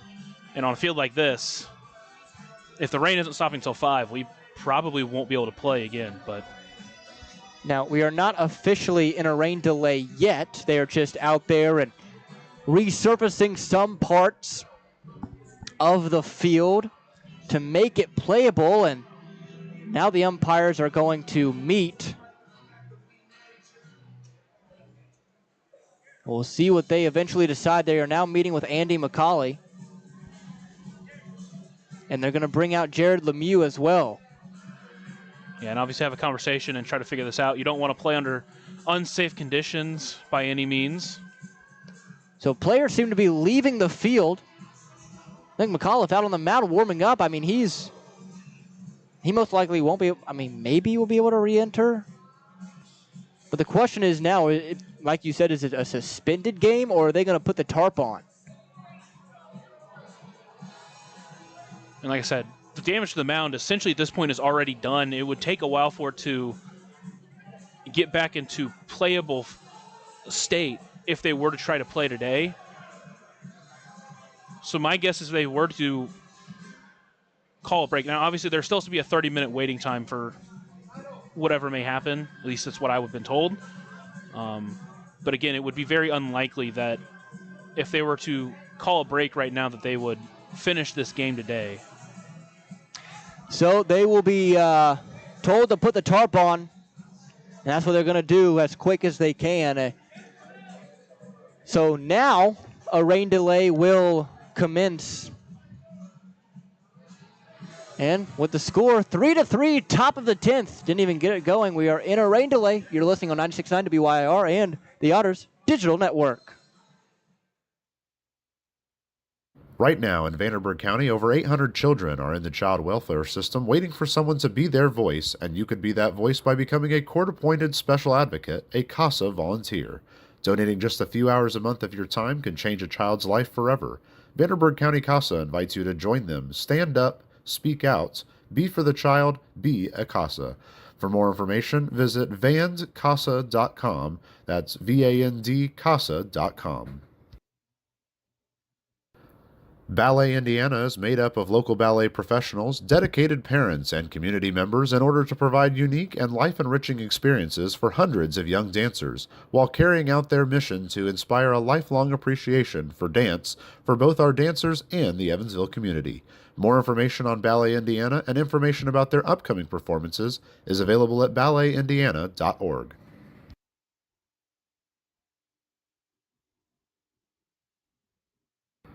Maintaining our independence becomes more and more vital as we age. Swerka and More can help you navigate this important journey by answering your questions and connecting you to free and unbiased community resources and support services. If you are seeking advice for yourself or a loved one, let Swerka be your first call. More information available at swerka.org or by calling 812-464-7800.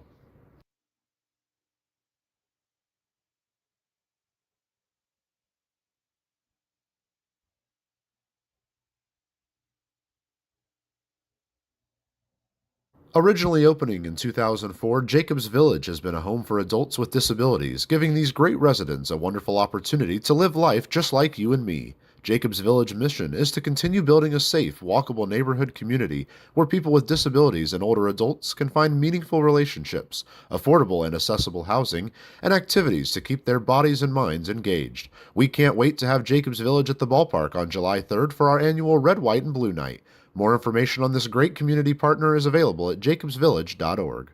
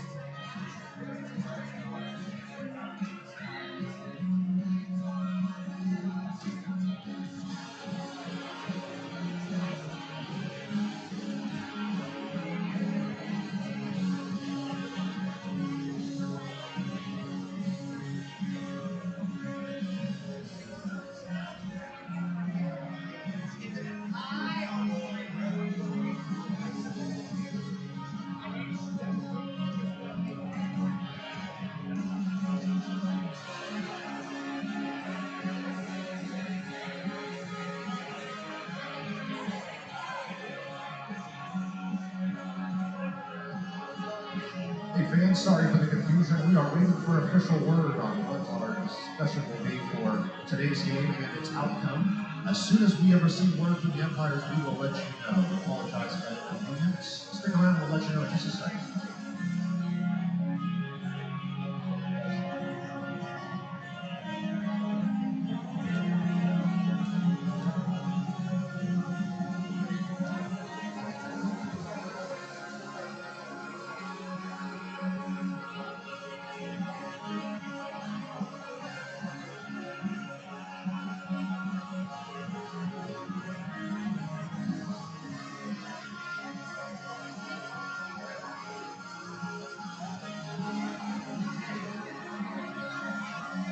All right, fans, we have received word from the umpires and the rest of the crews. Today's game has been suspended. We will pick this game up in the top of the 10th inning on July 29th, the next time Lake Erie comes to town. Again, today's game has been put into a suspended state. We will pick it up in the top of the 10th on July 29th. We want to say thank you to everyone who joined us here at Bossy Field today. Hello, everyone, and welcome back in. Just official word, cat's out of the bag at this point. Just going to say it, not beat around the bush. This game has been suspended until the next time that Lake Erie is in town. It will resume in the top half of the 10th with the score of 3-3. That will be on July 29th when they are back here so it will not be for a while. Even though we do meet them again in June on the road, they do not come back until late in July 29th, Tuesday, July 29th, when we will resume this game. So for good news is that this isn't a non-divisional opponent that we're seeing once a year, and this game is just ended. Thankfully, we see them again, and we will be able to finish this one just not today. And I think a lot of that decision is obviously that they didn't put the tarp on quite early enough, and I think part of that is because of the bus time and getting into the game early tomorrow. Yeah, and at the end of the day, they were just trying to get through the game, and they would have if the Otters hadn't come back in the top half or in the bottom of the ninth inning. But either way, it's one of those things where you got to put player safety first. You can't be playing out there, especially for a pitcher, if the mound isn't safe enough, and that's what the decision they came to. And it's not a loss, but it's not a win yet. But overall, it's still a fantastic outcome for the week. Well, I guess this is now officially the Papa John's post-game show or the Papa John's mid-game show. Who knows? But all you need to know is that Papa John's is the official sponsor of Otters pregame and postgame shows, available every game night, 20 minutes before and 10 minutes after each Otters game on the Otters Digital Network and the Home Team Network. And time again, this Otters team just finds a way to fight back, and that's exactly what they did this afternoon. Yeah, and they got off to an early lead, but then the bats went cold, and overall, this Lake Erie pitching staff, like they have all week essentially, all weekend, have really pitched really well, but the Otters pitching staff returned it as well. Braden Scott got the start, and he gave up 3 runs, but all of them were unearned. All of them were let down from the defense, and you wonder how much of that came down to the weather. Some of these off throws that you really don't expect. He ended up still with 10 strikeouts, gave up 4 hits, did a great job setting the tone, and then great bullpen efforts from Yohan Gonzalez for an inning, 2 innings from Alex Valdez to keep them alive, and then obviously the bottom half of the 9th inning coming through big time, including from guys like Alay Camus and Ty Crittenberger, who didn't even get the start today. We take a look at the rest of this lineup. I mean, they had chances. They had so many chances today, just couldn't come through. Good thing they were able to battle back. I mean, anything else you want to tack on?